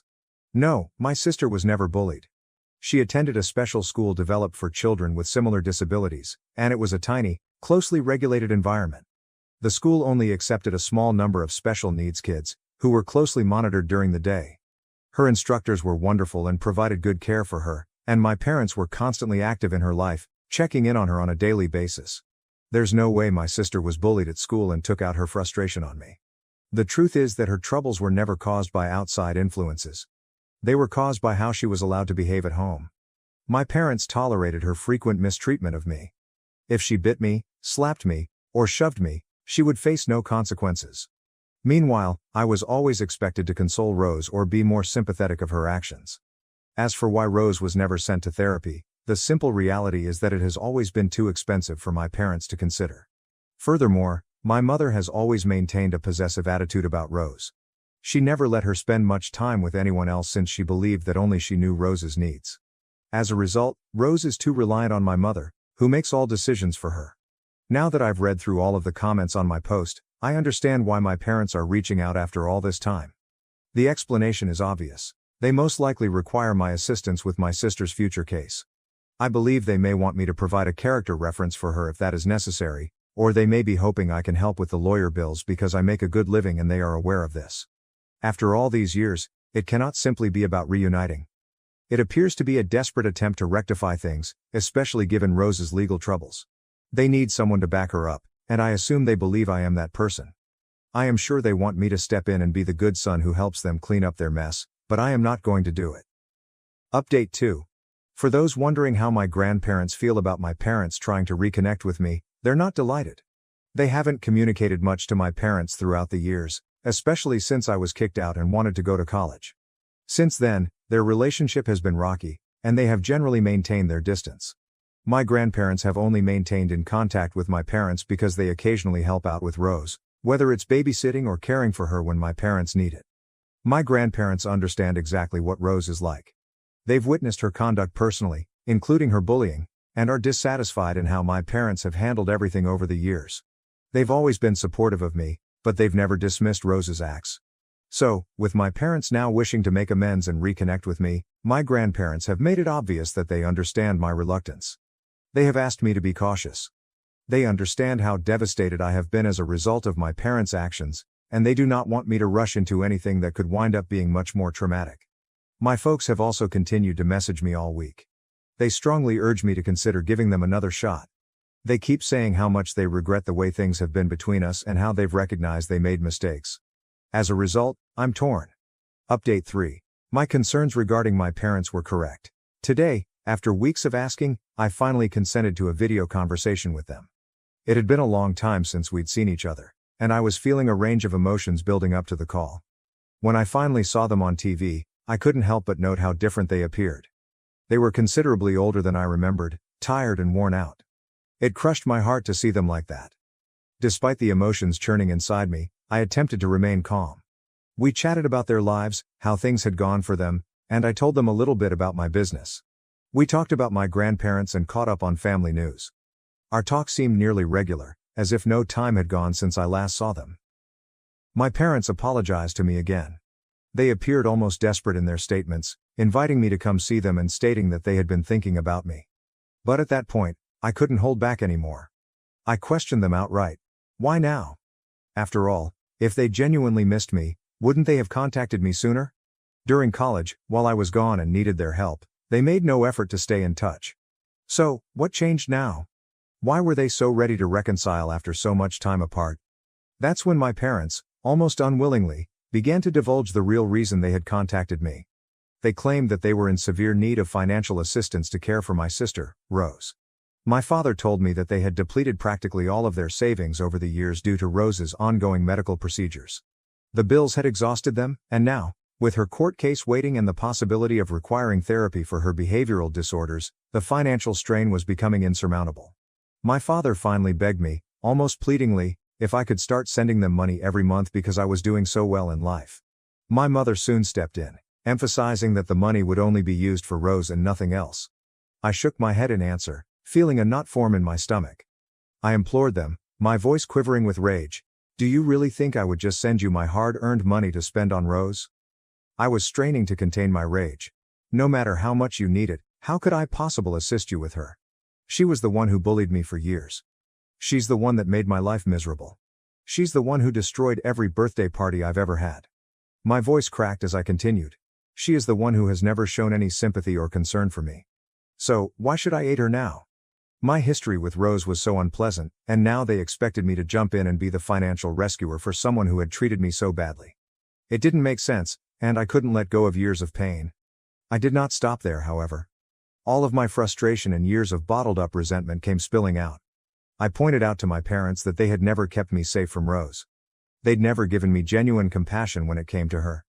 Instead, they simply expected me to follow suit, to buy into their story, and to care for her as if everything she did was something I had to accept. I was a youngster, and I needed their protection, but they had let me down several times.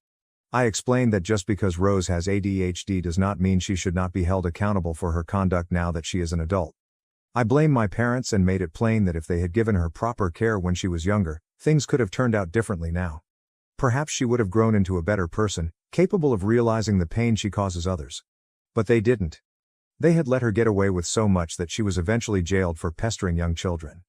Even after this, they kept urging me to intervene and assist her, as if I weren't her first victim.